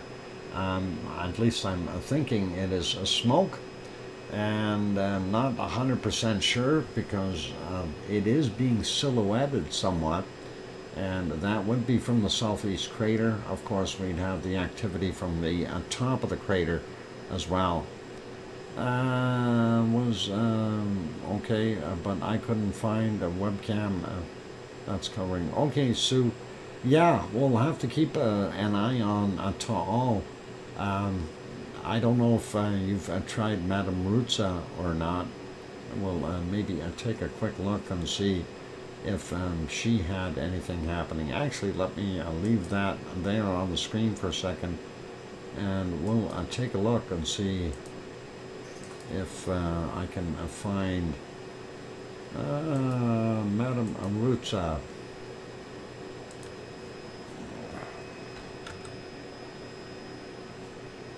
And if she had anything going on. Let's see, they messed with all the stuff here. I just want to see videos. I don't want to see everything else. I don't want to see shorts. Where is... Oh, that's me. That's not what I want. Why is that in there? Oh, maybe I gotta click on her first. And no, she is not live, but no, she doesn't have anything current on it. So, yeah, unfortunately, that's not going to work for us either. Anyway, that is Mount Etna. Unfortunately, not a heck of a lot we can do with it. And it does look nice, but too much cloud there in Sicily. This actually built up a pretty awesome lenticular cloud on it here. 1951 was the time on it. After that, of course, things got all yucky again, and we couldn't see what was going on. So that's where we're going to leave Etna for today, and that is unfortunate. I wish we could see it a little bit better. Madam posts daily to all updates and photos in community posts. Okay, thanks Amelia. I didn't know that. I was hoping we'd get some video, but all good, no worries. And let's see, what time is it? Do we have time to go see? Oh, very foggy there. I was hoping it was going to clear up by the time we got there. It's raining. Get your umbrella. If you're going to go down for ice cream, get your umbrella. The boat is in, but it is raining. Really, really bad. And there's not much you can do with it. Of course, that is Sakurajima, and that is unfortunate. Not the greatest of weather there. And we'll just take a couple peeks back in time here, see if it cleared up any, and I don't think it did. And there was earlier, so yeah, very, very poor weather conditions. Let's put that back on live, and I'm actually going to make that one smaller. We're going to grab this quick report here, and of course this was from the 8th, and I did have the video from this showing what was going on there. So anyway, Sakurajima, strong bursting, bursting created dense billowing ash plumes yesterday. This was on the 8th, so they're talking about the one that I threw the video up there for, which over 350 people have watched already, which is awesome. Anyway, that is what we were seeing, some very, very heavy ash plume, and we did have that. For those who did not see that, this is what it looked like. This is the close-up. Of course, this is just a time lapse to give you a little bit more of an idea, and that did pop like that. And then I zoomed out. You can see some of those fishing boats zipping by. This is a time lapse, of course. and just wanted to reshare that with you. You can see how relatively quickly it was moving, and of course that is, you know, some vigorous activity. We definitely see that, and it really did plume up quite high in that eruption. So very, very cool, and we'll I guess well, that video, I'm going to see how long is that video. Another a minute. So yeah, I'll just let it finish here. And anyway, it started out from that smaller vent, and then of course all of a sudden, hey, the two big brothers kicked right in and continued on with their ejecta as well. And as you can see, a lot of that is falling on the backside of the volcano there, in comparison to the camera view. I'm not saying that's the backside of the volcano. Anyway, lots of ash coming down, very, very dark material. And of course, you know, as it descends, that column, of course, rising from the hot air and everything, once it loses that lift, and everything comes back down. So definitely pretty awesome to be able to see that. Anyway, that is it for Sakurajima. The rest is basically self-explanatory. Obviously that ash had to have come down somewhere, and there's a distance shot from it, just for a second or two, and then back to the plume. It gives you a pretty good idea of what was going on there. We can get rid of that one, and that report, that's basically what we had. So we'll leave that be. Sakurajima, of course, down on the bottom end of Japan, and let's see, I don't have anything else related to that, so we'll get rid of that. And we'll put it back here for right now. I am actually going to put you back to Halama crater and let you continue to watch that while I go have a break. So all you good people out there, don't forget to hit that like button if you haven't done that as of yet. Also, if you haven't yet subscribed to the channel, consider subscribing if you're just sitting on the outside peeking in. Help us out, let us grow the channel, and that really does pay a lot for us. So please try to give that a whirl. And on that friendly note, I'm going to go take a break. I'm your host, DrFox2000, here in Edmonton, Alberta, Canada. I will be back in about 5 or 6 minutes, and we will continue on with our earthquakes, and we will likely deal with some SO2 after that, and maybe a shortened weather.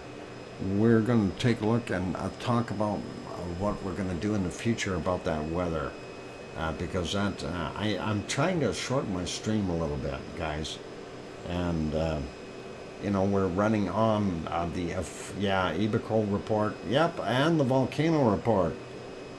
We got lots to report yet. Trying to shorten the stream a little bit because it's been running too long. I'm trying to keep it down to 3 hours of content rather than 4, okay? And I do need more time for myself, and I'm sure you guys can understand that. On that note, though, I'm going to go take a break. Don't go away. I keep smiling. I'm going to throw some music back on for you. And here it comes. And I'll be back in 5 or 6 minutes. Don't go away.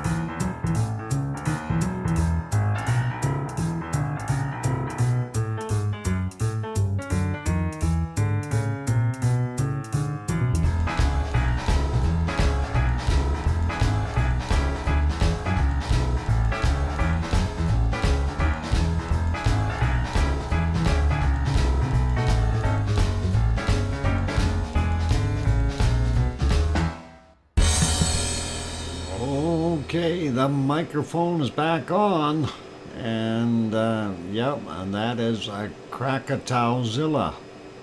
Krakatauzilla is the new monster of Indonesia, and of course that came right out of Krakatau. Thank you for the welcome backs there from Sue, and thanks Cookster for sending that chuckle in. That is awesome. And yep, it certainly does look like a legless Zilla, but nonetheless, that looks pretty darn good and covers that plume up really nicely. And just think if that came out of your volcano, there definitely would be cause to run. Anyway, let's leave that be. A little bit of fun. Thanks, Sasha and Sharon Stewart saying, I hear you. Really? Oh, sure you do, Sasha. Or, sorry, Sharon. Oh, boy, I'm got to watch what I say. Anyway, let's leave our wonderful Kilauea be and get back over to Japan. And actually, hang on, somebody mentioned the other ones we did want to see about going to, where are we going? Something got messed up with my stuff here. I have got to see what we got. All right, let's go over here. I'm going to fix it on the fly. Apparently this got messed up as well. I didn't even check that earlier. And we will do a quick smart capture, and I'll see if we can do the whole darn thing here, and just really quickly, and give you a little bit of a view of what was going on there. I need to straighten that out. Give me a sec, and there we go. I'm gonna fix that. All right, and kind of fixed up.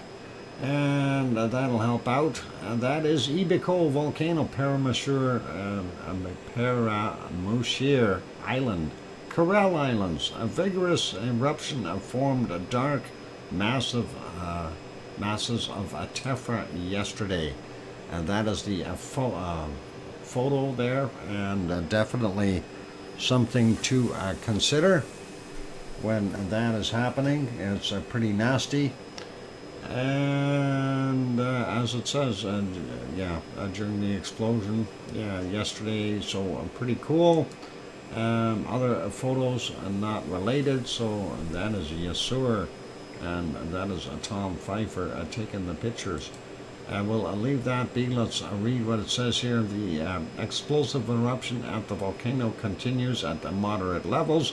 From time to time, sporadic, forceful eruptions may occur from the volcano's summit crater, as visible in the attached photo below. Spectacular southeastern billowing ash-rich plume could be seen rising several dozen hundred meters above the vent. Heavy fall of dark masses, including black paley and bombs. In other words, don't be close to it. Lots of lava bombs coming out. Is distinguishable in the video landing onto the crater. And let's take a look at what we've got here. I can't make that full screen, but for those who are interested in having a look at this, we will paste that link right there in the chat, so you can have a look at it full screen if you like. But that is what we were seeing, or that is what they were seeing, and that is pretty awesome. You can hear that sound as well. There were a few cracks and pops in there. So pretty cool, and that is wow! Look at that. That is a heavy amount of ash and tephra coming out of there.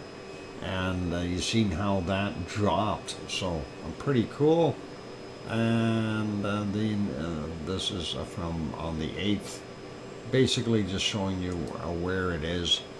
I shouldn't have clicked that one. Alright, it took it somewhere else, and it doesn't want to get me back there. Why does it do that? I hate that. Anyway, we've seen the best part of that, so we'll leave that be.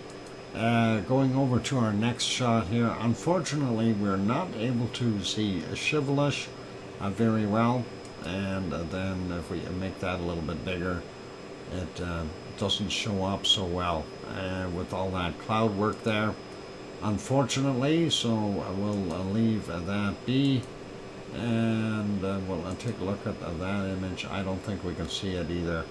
Yeah, you can just make out that there is something in the background, but just way too much cloud. And looking at the cloud, the way it is billowing out, I think there is output coming from the volcano, but unfortunately we're just not able to discern exactly what it is. Let's see, is there any reports of ash or anything? Nope, it doesn't look like it. Definitely not for Alaska. And this, of course, is supposed to be the Great Sitkins. It's out there somewhere in the great cloudiness. And this one, of course, is Pavlov. And that too is hiding behind the great cloudiness over here somewhere. Not the little rocks on this side, but the big one back behind those clouds. Anyway, we'll leave that be, and we'll carry on here. Shivelish was putting out quite a bit earlier. Yeah, I wouldn't doubt it. I wouldn't doubt it. We'll leave that be. Let's go back over to Japan, though, and we will finish taking a look. There is another ice cream boat there. It is still raining. We did look at some of that. I'm going to try to get back on that screen. There we go. Ice cream boat still there, or another one. You guys are welcome to run down there and get some. That one is not available. This one is ASO, and ASO has been heating up quite a bit of that water that's actually in that lake, that's in that little caldera, and we don't see too much of it left. So if they get more rain, either there's going to be, things that could happen is one, that it could be cooling down, or number two, it could end up getting so much water in there, it'll cool it down a bit, and we won't see any heating till maybe a day or two. Then we'll see larger plumes again, depending on the temperature of that water and the water level. Or if it's dry, then we'll see a different scenario. But that is what it looked like there today. If we go back about 3 hours, gives you a pretty good idea of, it was kind of the same affair, nothing really serious. So a lot less of that off-gassing happening from ASO. And that is from about 5 hours ago. So pretty quiet there. And we'll put that back to there and make this one small, and we'll make this one larger. This is Asama, about 100 kilometers to the west of Tokyo, and unfortunately the cloud work that's around Asama makes it very difficult to tell. There is some lighter gases coming out, pluming out, but very, very hard to see that. And when we go back a little bit more, it does get a lot cloudier really quickly, and we lose sight of what the volcano was actually doing because of all the cloud work in the neighborhood. So a wonky donkey saying good night all, or good night everyone. Good night, a wonky donkey. You take care of yourself. Sleep well, my friend, and all the best to you. Let's make that one smaller. And we'll put you back here for right now. And actually, let's make sure the other ones are all tucked in and small, and we'll put it back onto Helima Oumuamua crater from earlier this morning, and we will read the volcano report. I think I've got most of all the other things covered so far. At least I hope I did. Anyway, volcano report. I've got one of those here somewhere. Sue was very kind to send it in as usual, and we really do appreciate Sue's hard work for getting these prepared. That is very awesome. Anyway, let's read through these real quick. So, from late Thursday's volcano or volcanic activity, we've got 8 on the list, and Mayon, and it says Luzon Island, Philippines. We've seen that report. Yep. We've seen the report on Kilauea. We've seen the report on Krakatau. Suwanoshijima in Japan exploded volcanic ash, a cloud unknown height, and that was reported at 1745. Sakura in Japan, Sakurajima, sorry, and that is from the report we looked at there, 1748. And then Ibiko and Paramushir Island and the Kuril Islands, volcanic ash to 10,000 feet or 3,000 meters. 2100 was the time on that from last night. Reventador, new volcanic ash emissions to 14,000 feet or 4,300 meters. 2245 last night. And Sabancaya in Peru, continuous ash emissions to 23,000 feet or 7,000 meters, reported at 2330. For today, we had 9 active volcanoes. We'll start out with Cotopaxi in Ecuador. New emissions reported at midnight. And then we got Semeru, East Java, Indonesia, a volcanic ash to 13,000 feet or 4,300 meters, reported at 3:15 a.m. Suwanoshijima erupted to 6,000 feet or 1,800 meters, reported at 3:30 this morning. Kilauea, see a separate report. We already did that. That is awesome. And Krakatau, Sunda Strait, Indonesia. We had the report there, and it also has continuous ash emissions to 5,000 feet or 1,500 meters, reported at 14:30. And then Ibiko and Paramushir Island in the Kuril Islands, Russia. We've seen that report already. And then we've got Fuego in Guatemala, volcanic ash emissions to 15,000 feet, 4,600 meters, reported at 9:30 a.m.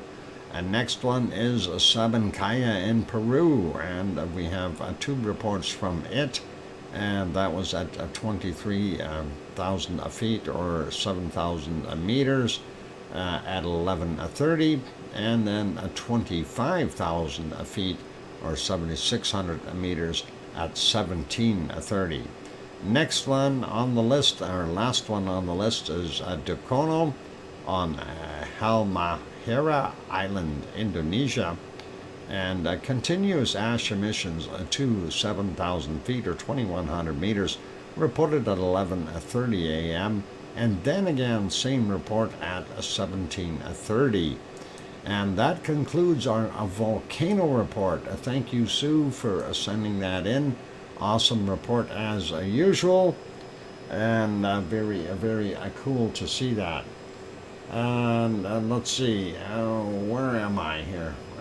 Time-wise, I'm just checking the Japanese ones, make sure I got them all small again.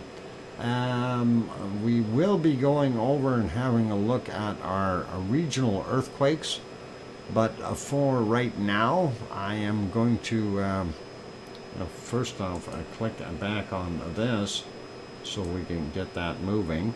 There we go. And on that note, it is just about break time. For those good people who are here, if you have not yet hit that like button, give it a quick bop. Help us out, and let's get it up to that 100 mark. It would really be awesome. Also, if you have not yet subscribed, consider subscribing if you feel we've earned it. And on that friendly note, I am your host, DrFox2000, here in Edmonton, Alberta, Canada. And of course, we report on volcanoes on a daily basis. Sometimes we miss a stream here and there, but we try to provide everyone with some pretty decent information. And one of the things that we pride ourselves on is facts rather than doing things that are, fear-mongering or anything like that. So that's important that we stick to the realism of what's happening, and hopefully, that people understand that we're not going to blow something out of proportion. We try not to anyway. We don't want anyone to fear or anything like that, except that Godzilla is real. Okay, well, yeah, like I said, we don't want to give anyone any fear, but if you're going to Indonesia, according to Cookster Littlefield, you make sure that you're aware of the difficulties you may face there. I'm not sure if Godzilla goes after individuals. I have no idea. But, as far as it being real or not, you see it here on the internet. Obviously, it has to be real, doesn't it? Anyway, let's take that back off of there. I'm going for a break, you guys. Keep smiling, and thanks, Cookster, for sending that thing in. That is awesome. Let's throw on some music and keep smiling, you guys. So far, still fit at 60. Oh, yeah. Yeah, fit as a fiddle. And let's keep going. I'm going to go take that break, and I'll be back in 5 or 6 minutes. Hit the like button if you haven't done that. Help us out, thanks. I'll be back.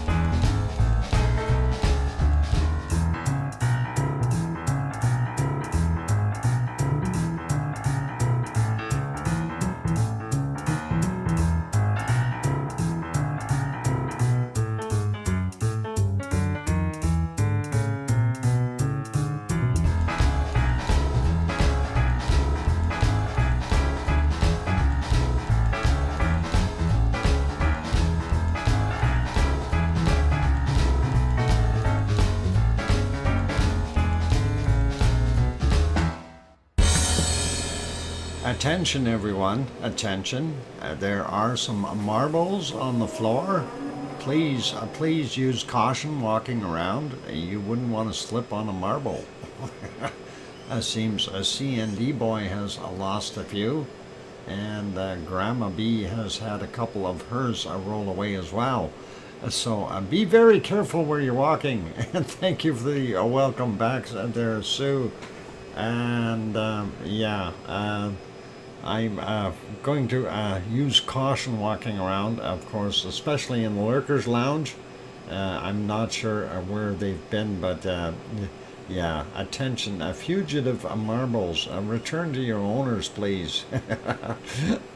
Anyway, a little bit of fun there.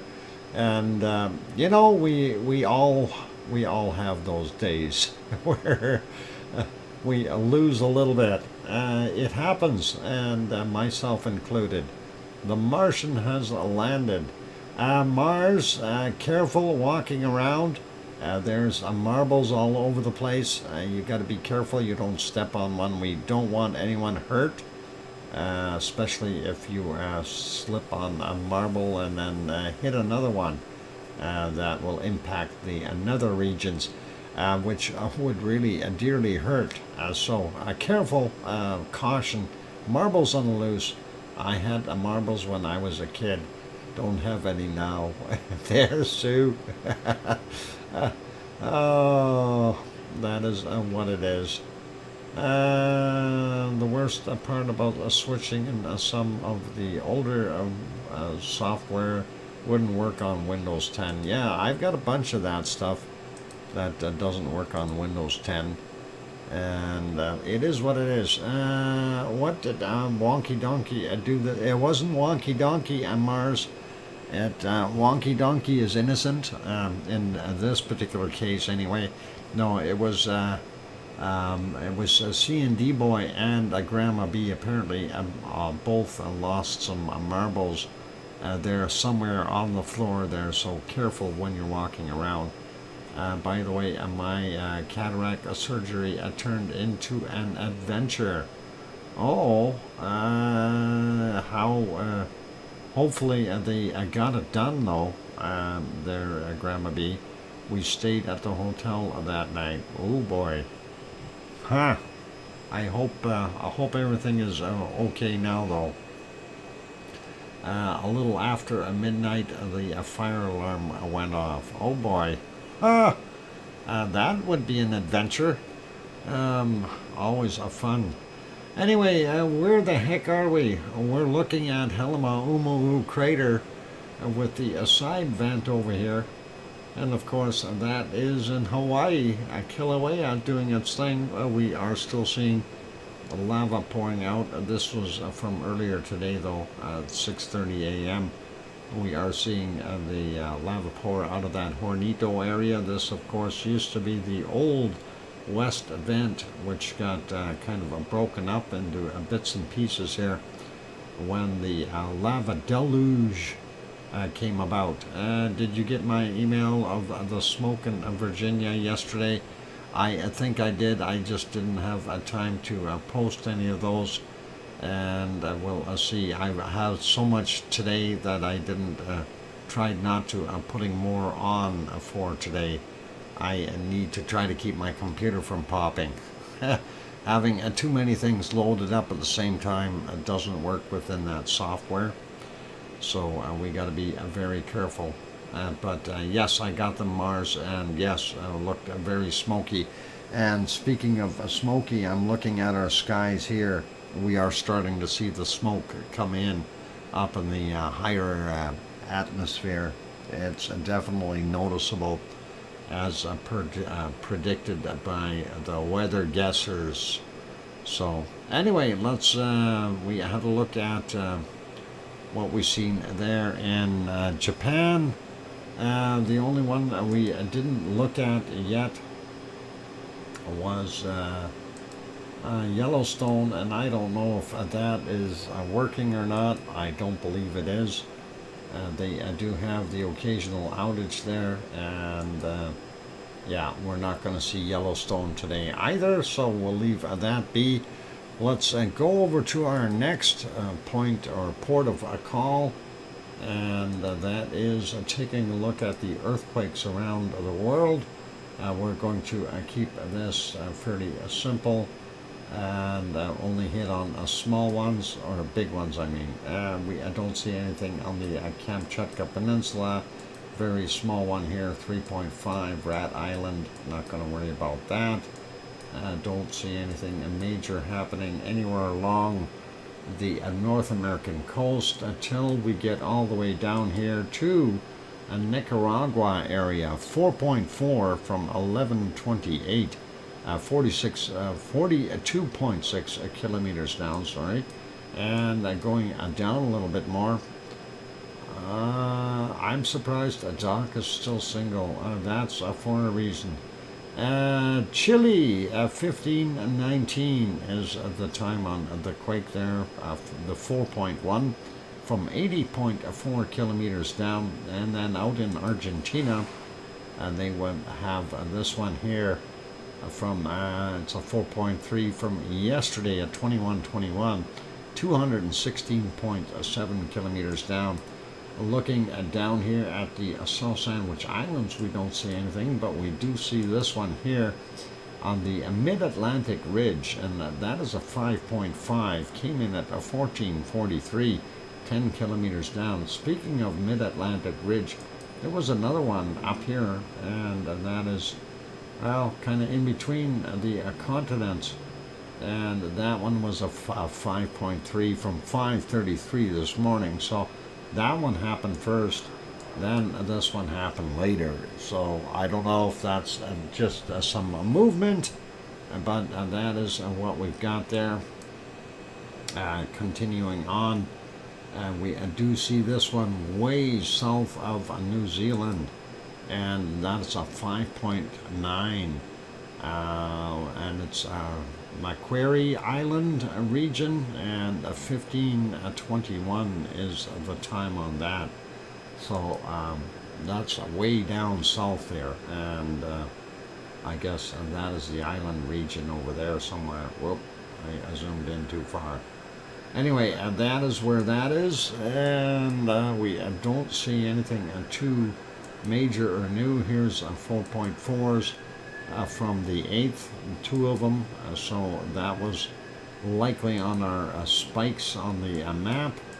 And going up here into Tonga area, we do see a 4.8, and that came in 1533, 92.8 kilometers down for that guy. Next one on our list is over here at Loyalty Island region, 4.8 from 1504 today, 10 kilometers down. And then up here, is it the Solomon? Yeah, Solomon Islands, 4.3 from 2:35 a.m. 46.8 kilometers down for him. Then we've got this one, 4.7, Indonesia, 1625, 10 kilometers down. Next one is another 4.7 from 2024 yesterday, 10 kilometers down. And 4.7 there at Tabalo in Indonesia area, and that is from 4:47 a.m. as well, 96.6 kilometers down. And then we have one off of the western side of Sumatra, 4.6, 11:17 was the time on it, and 7.0 kilometers down. The Japanese islands here, or Mariana, yeah, I guess Mariana Islands, okay, 16:46 is the time on that one, 144.5 kilometers down for that 4.5, and we see nothing else in Japan, and then the Kuril Island region, 4.6 from 324, 53 kilometers down for him.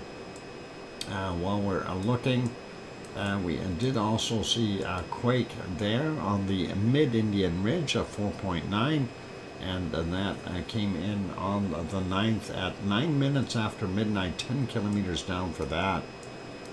Going up a little bit, looking at the other regions, Afghanistan 4.4 from 9:08 a.m., 171.4 kilometers down for that 4.0. The other one is a 4.2, a little further north up in Tajikistan, and that was yesterday's from 22:43, 10 kilometers down for him. And just zooming out, looking for more that I may have missed. I don't see any. Let's take a look real quick at Hawaii and see what we've got going on there. And Hawaii, okay, something is weird. How come there's no new quakes? We have one quake over at Kilauea, a 2.5, came in at 1554, 24.3 kilometers down. That's it. That's at Kilauea. I think Kilauea is going to shut down. This one here, 2.02 from 20 minutes after midnight, and that is 34.1 clicks down. And then we've got a few other ones here, 2.1 from 1448, 28.9 clicks down, 2.2 from 1812, 28.3 clicks down, and 2.1 from yesterday at 2148, and that is 32.6 kilometers down. This one was today's. Yeah, that's yesterday's. So that's it for Hawaiian earthquakes. The pressure is off. Yeah, unfortunately. You know, we need to see some more quakes there to really get this thing going again. I think it had its fair amount of lava come up all in one shot, and we need to see that rebuild or rebound really quickly. I'd love to see an ongoing eruption at Helemaumau crater for a few more months, not a day or so. So that would be really nice. Short-term stuff is always depressing, if you know what I'm saying. But hey, it is what it is. And let's leave that be there. And as I mentioned, I wanted to keep the stream a little shorter, so we're not going to do much with weather. We are going to take a look at the earthquakes for our other places here, and we're going to take a look at over in the Canary Islands, and we will want to see what's happening there. First off, just zoom out a bit and check up and see nothing in the East Azores Ridge, and I do see that flashing over here as the latest quake. 1.4, and that is in between Gran Canaria and Tenerife. There was a larger one there, 2.1 from yesterday, 1631 was the time on that one, and that was, how deep was it? 21 kilometers down for him. Let's take a look at the other one that is on our interest map, and that is on La Palma. And we only see one quake for on the 7th. We didn't see anything on the 8th or the 9th. And this is from 1913 on the 7th, a 2.1, and it's a 2.2, 1 or 11 kilometers down is what that is. So 11 kilometers. There we go. Got it. Got to read right, man. All right, and that is it for earthquakes there. And let's see, I did want to go back over to the map real quick here for, let's get rid of all this advertising. Yep, get rid of that, get rid of this, and zoom in a little bit. So I don't know if they've fixed it yet. No, they haven't changed it on the map. Still showing Krakatau as a red. That will be changing in a day or two, and we'll see how that goes. So that is interesting, but it has been reduced to an orange again, and that is, I guess, what it is. And let's see, everybody else is still happy. All right, I'm not going to worry about those. So that is our stuff for today. And the only thing left that I'm going to do is I'm going to go take a break.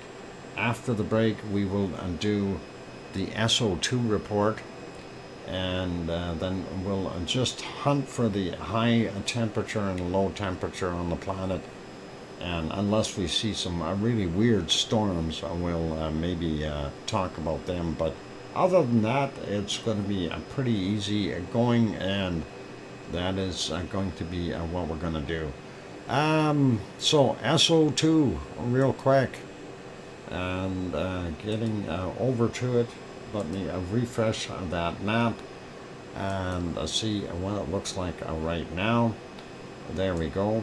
Okay, so first thing that we see is right there, and that is the plume of SO2 gas that Hawaii put out when it started erupting, and most of it has gone to the south and west, and very heavy levels out here, and we are seeing some really high levels. 258 is a very heavy concentration. So there's 232s, 286, that's pretty much up there. So yeah, some heavy SO2 gas off the Hawaii southwestern side. So that is to be expected. Of course, that is from an eruption from Kilauea. So that is what we've got. Kamchatka Peninsula, nothing too crazy there. All their guys are still doing their thing. Shivlish, Bezimiani, and Klayushevskoy, and of course Karimsky, and maybe a couple more thrown in there. Ibiko, of course, doing its thing. I don't have any marbles, but you can borrow my ping pong ball. That is a good one. And we are seeing some circulations here off of Alaska as well. And North America, let's start with Canada. Wildfires, wildfires, wildfires, wildfires, and more wildfires. And that is in British Columbia and Alberta and in Saskatchewan and the Northwest Territories. As we move eastward, look at that, we see more fires down there around southeastern portions of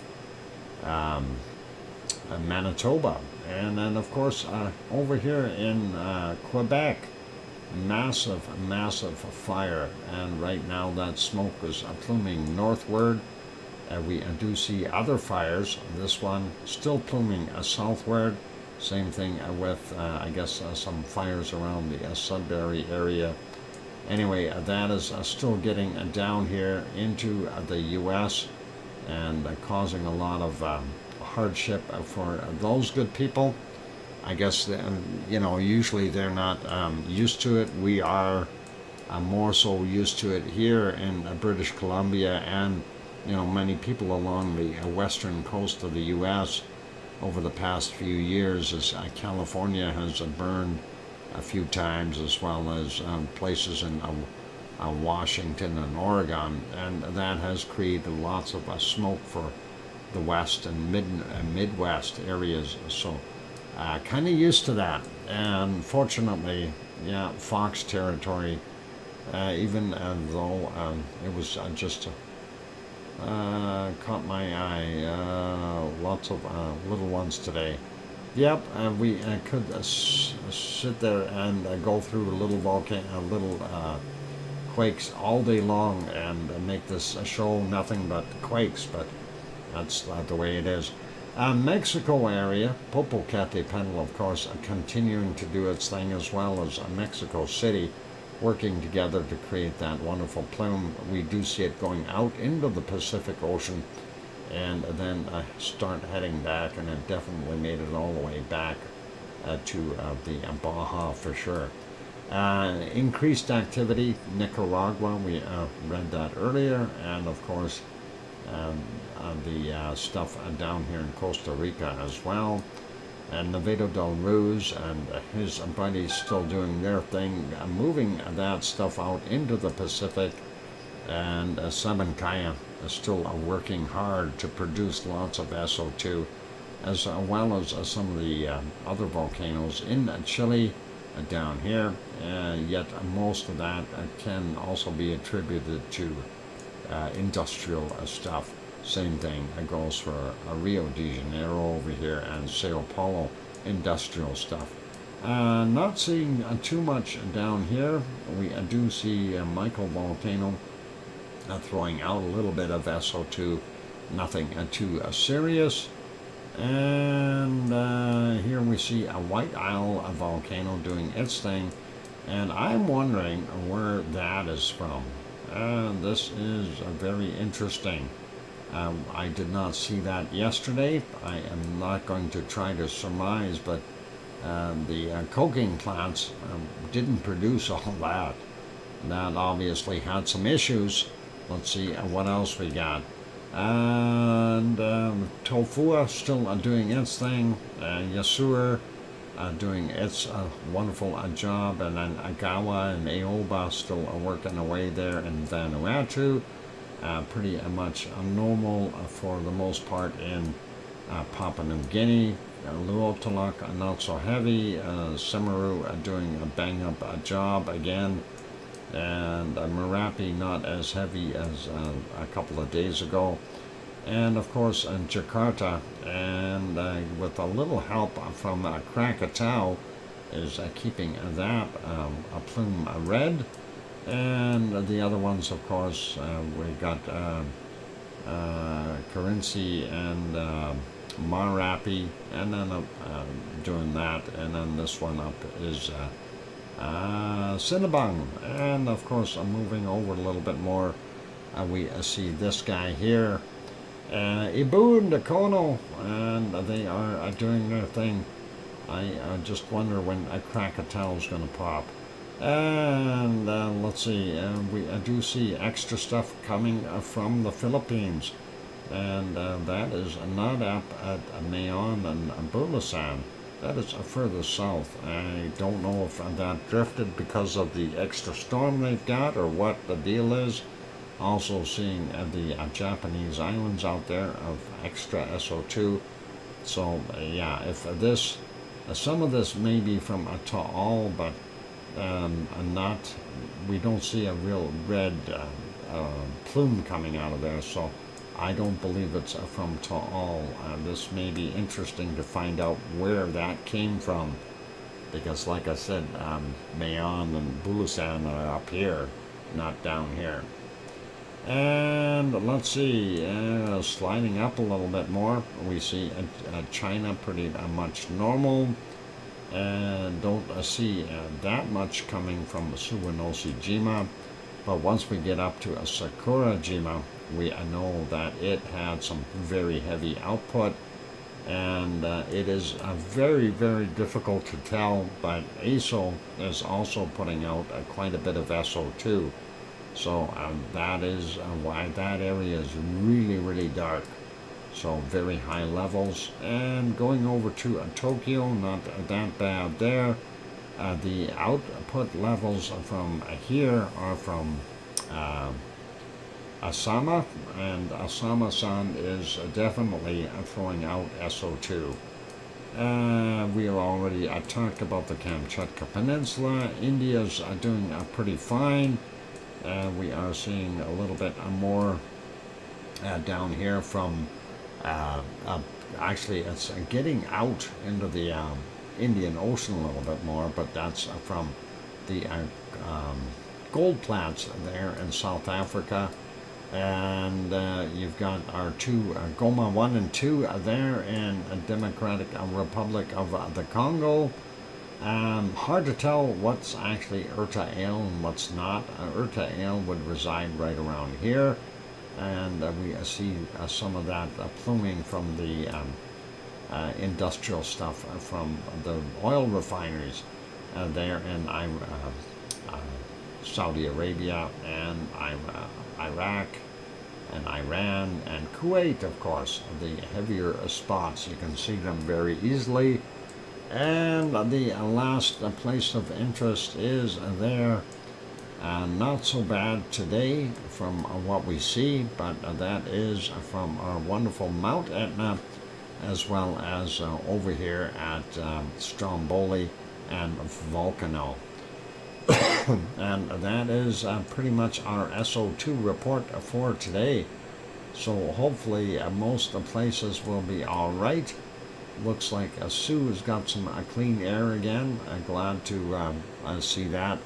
Sue, are you still getting a lot of forest fires there in Nova Scotia, or has that stopped? Now Doc is making me go to South Africa. You don't want to go there. South Africa's got lots of gold, though. There's in this area, lots of it. Petroleum, gold-based. And, is he going over to Nyiragongo or Nyamuragira? Goma 1 and 2, of course. I go there every night at 11:30 Central Standard Time. Okay, well, so I wonder if the SO2 will affect the sunrise safari stream, or would be visible. You know, it definitely can. You'll see a lot more red tinge in the sunrises. Yesterday, as an example, we had a fairly nice sunset. Today, the clouds of ash, or clouds of smoke, are basically ruining our sunset, and that's how heavy they are. Anyway, I did want to take a quick break, and then we will come back and we'll finish this for today.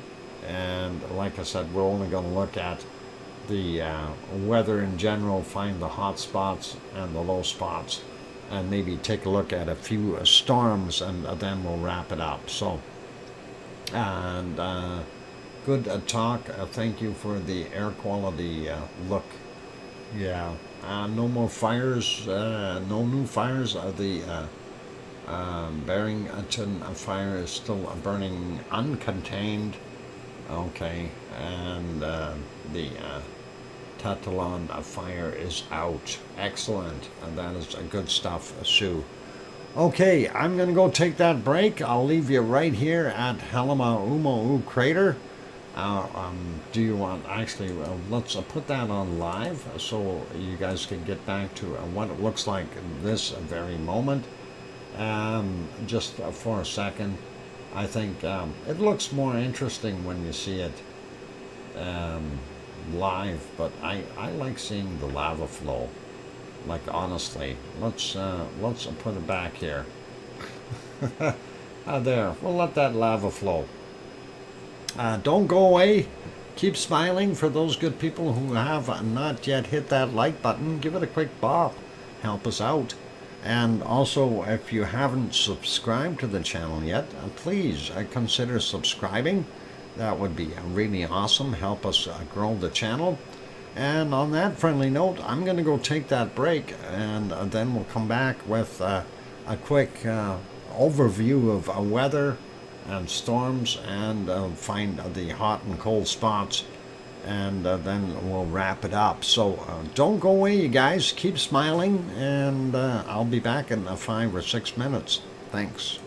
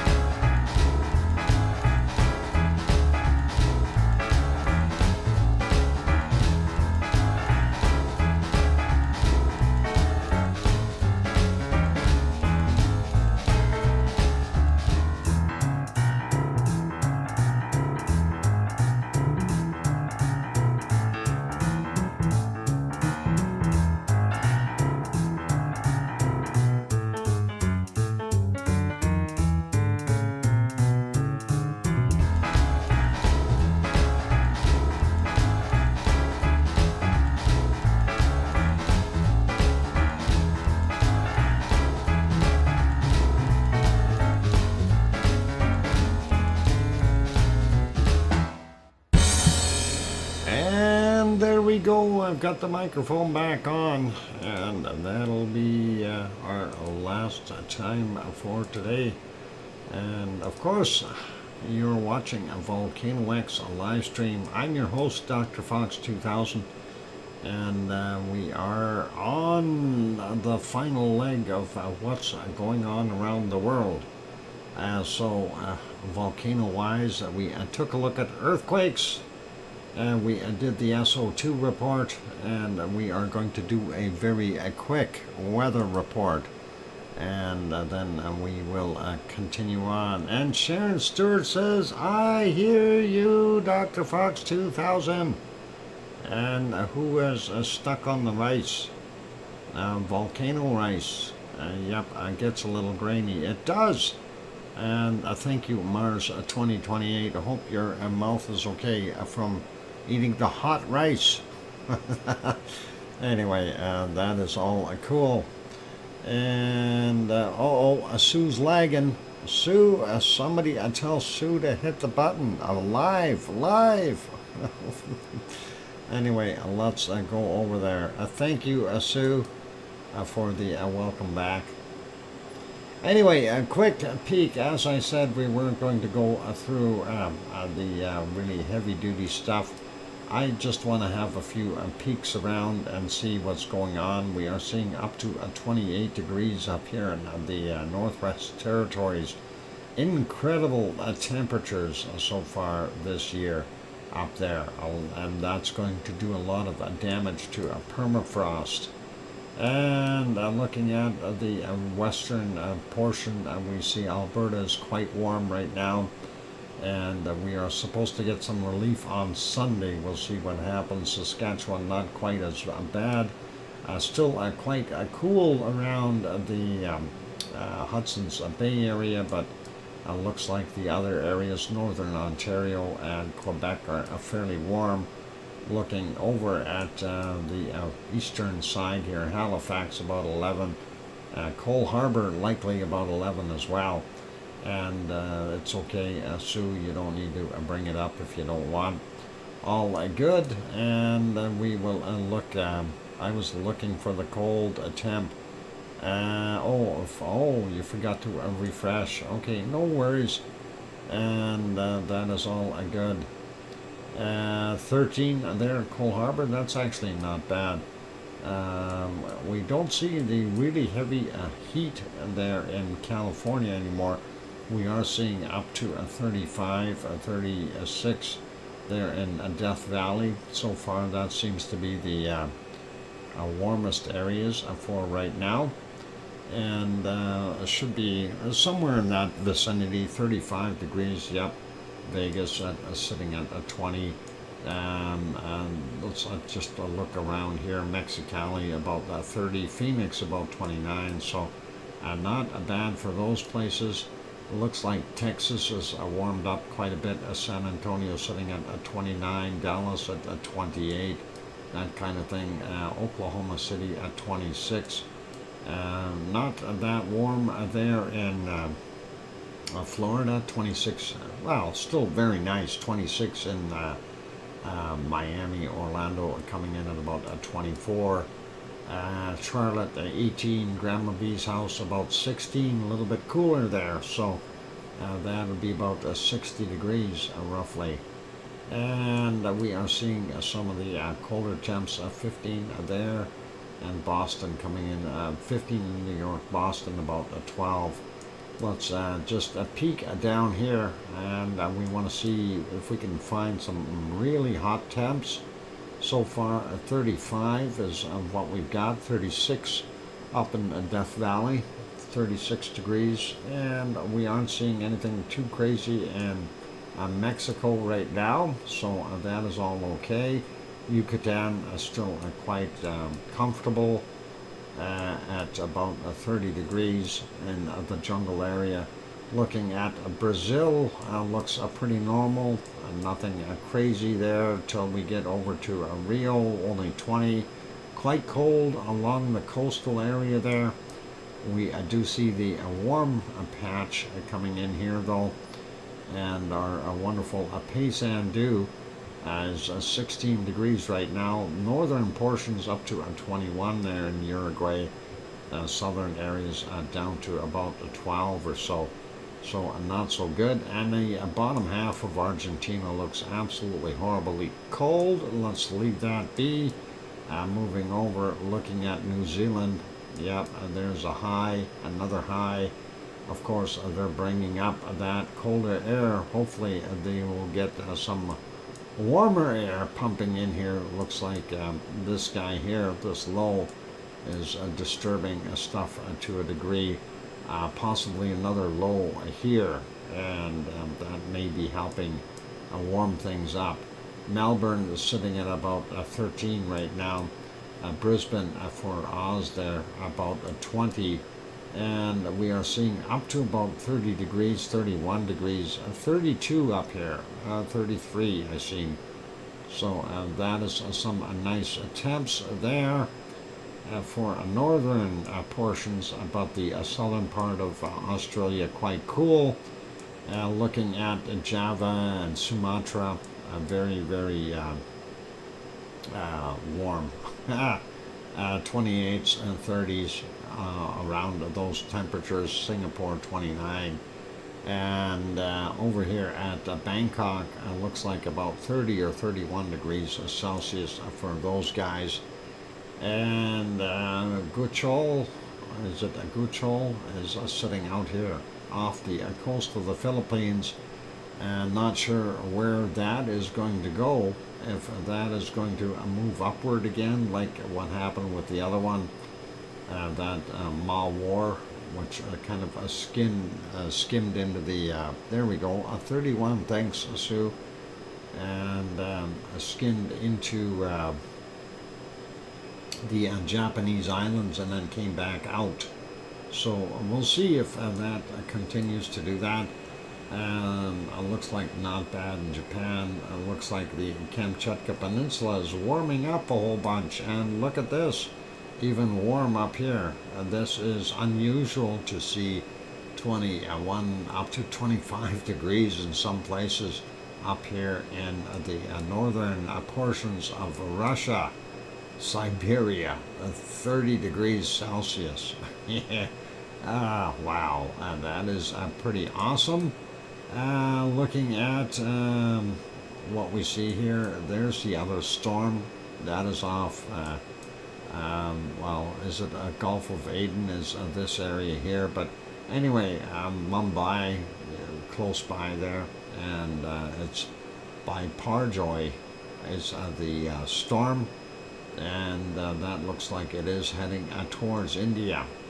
We'll see what happens. Delhi sitting at 33, 34 degrees right now. Incredible. And that is warmish. South Africa looks cold. The Sahara Desert, of course, being a little bit warmer. We see up to 35 there so far. I haven't seen any 36s.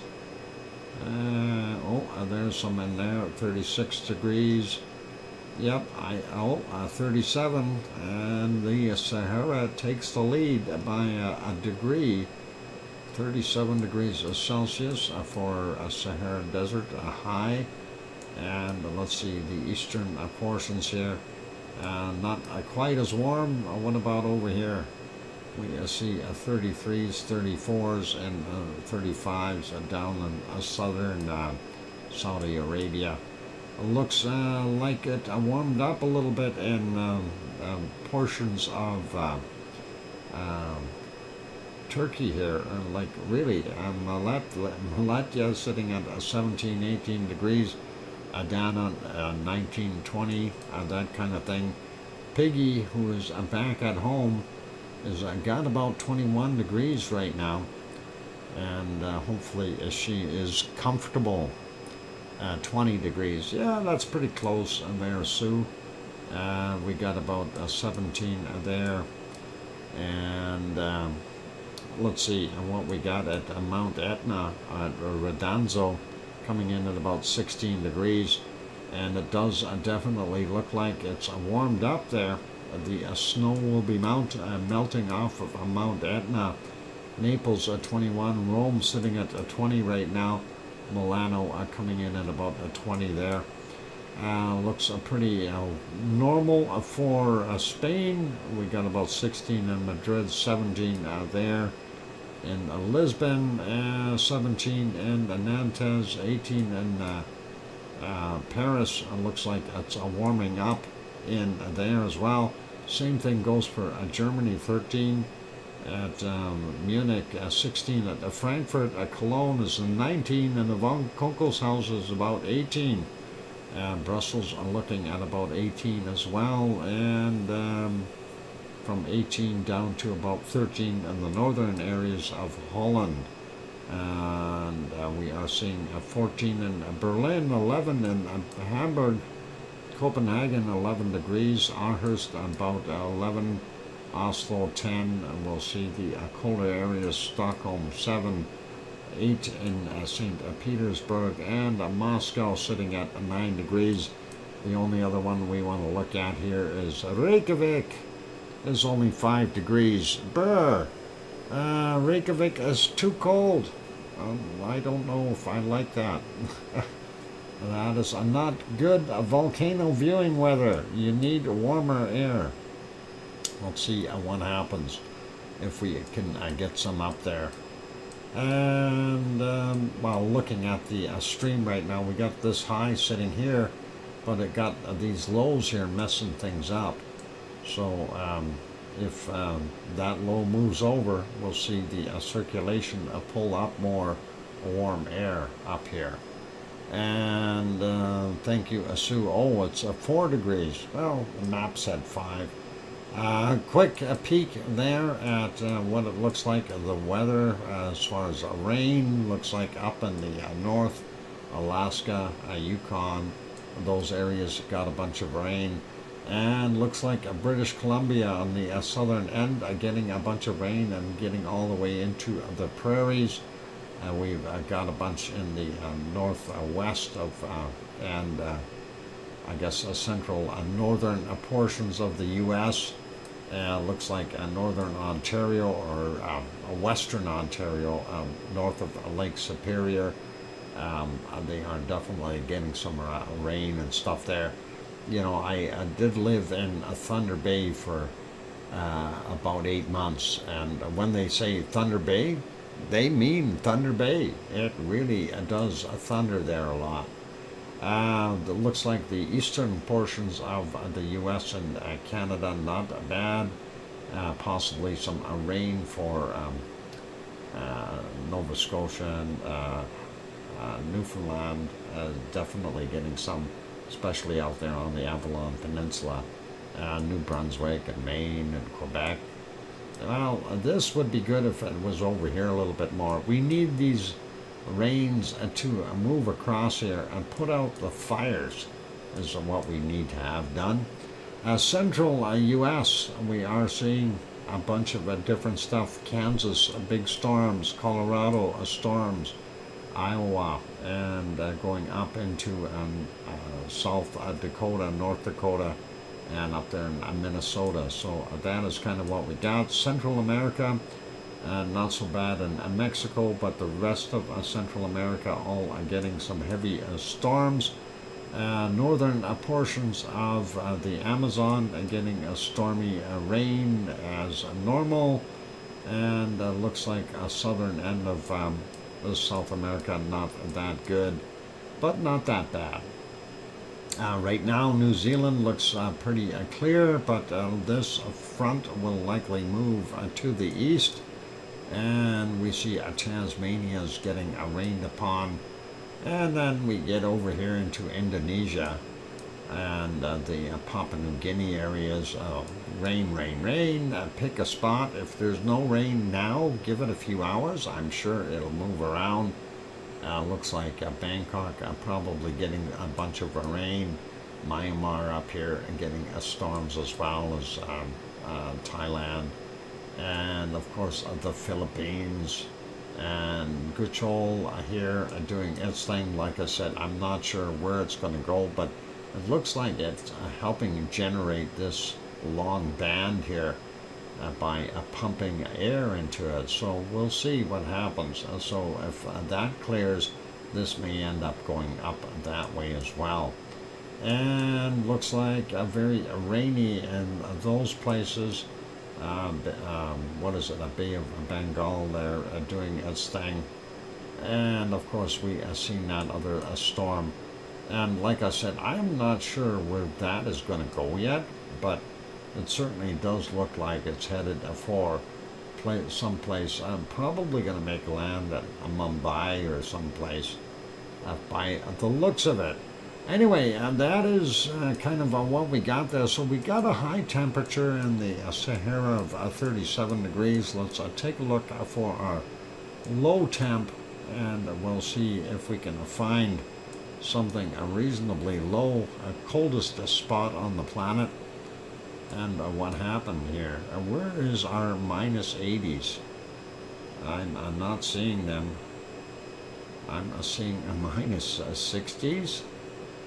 Minus 92. Where is that? I found a minus 68. There. Sue, that's incredible. That is a lot warmer than what we've had there. Wow. Somebody turned up the heat. And yeah, I was looking over on this side. That is where I seen the minus 60 something.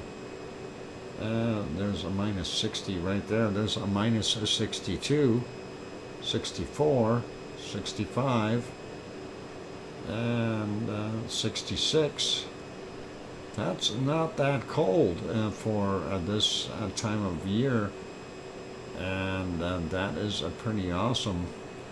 I'm only seeing a minus 68 or 66, and you found a minus 68, Sue. Well, that is all good. I'm going to leave it as that. Minus 66 is what I seen on the cold temp. So that is a lot warmer. And we will leave it as that for today, ladies and gentlemen. And yep, it is time to get off of here anyway. And I found that yesterday was a minus 65. Well, that is a lot warmer. Yeah, compared to minus 90 something, it certainly is a lot warmer, but I'm still shivering at minus 65. Although, if you gave me 5 degrees right now, 5 of the negative degrees, I would gladly trade them for 5 of the hot stuff and cool it off in here a little bit. It would be really, really awesome. Anyway, let's pop this back over to our Hawaiian scene. And of course, I will let that play out, and we will leave that on for a little while.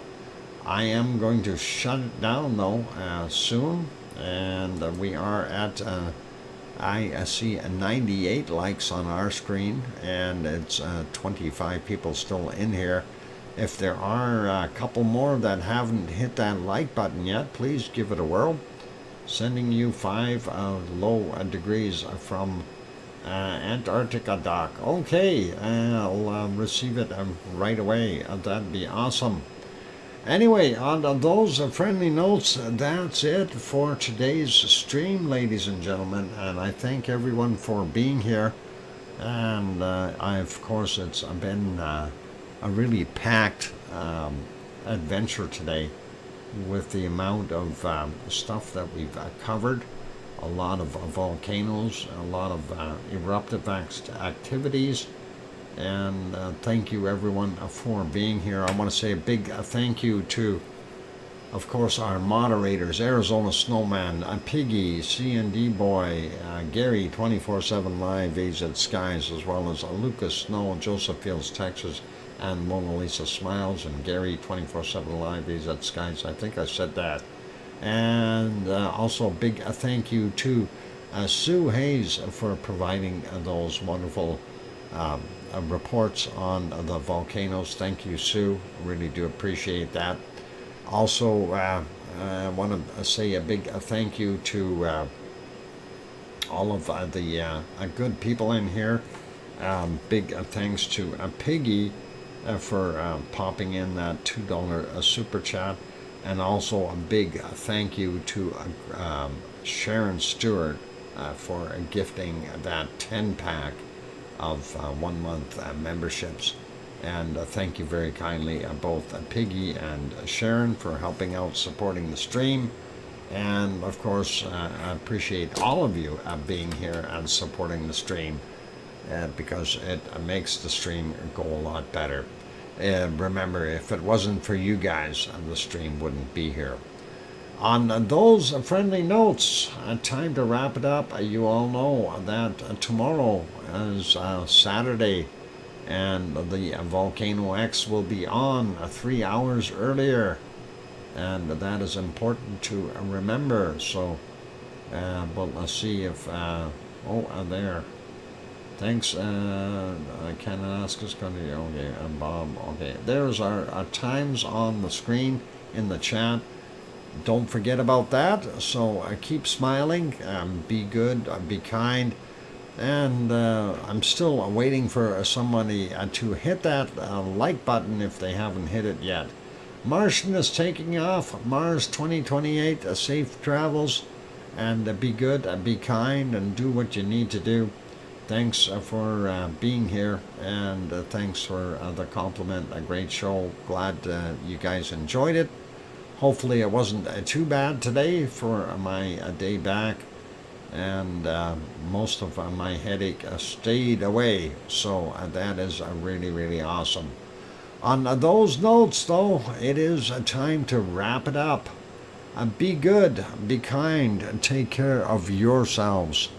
But most of all, I ask, and I mean it, please, please, tell your loved ones that you love them tonight, for tomorrow is never promised.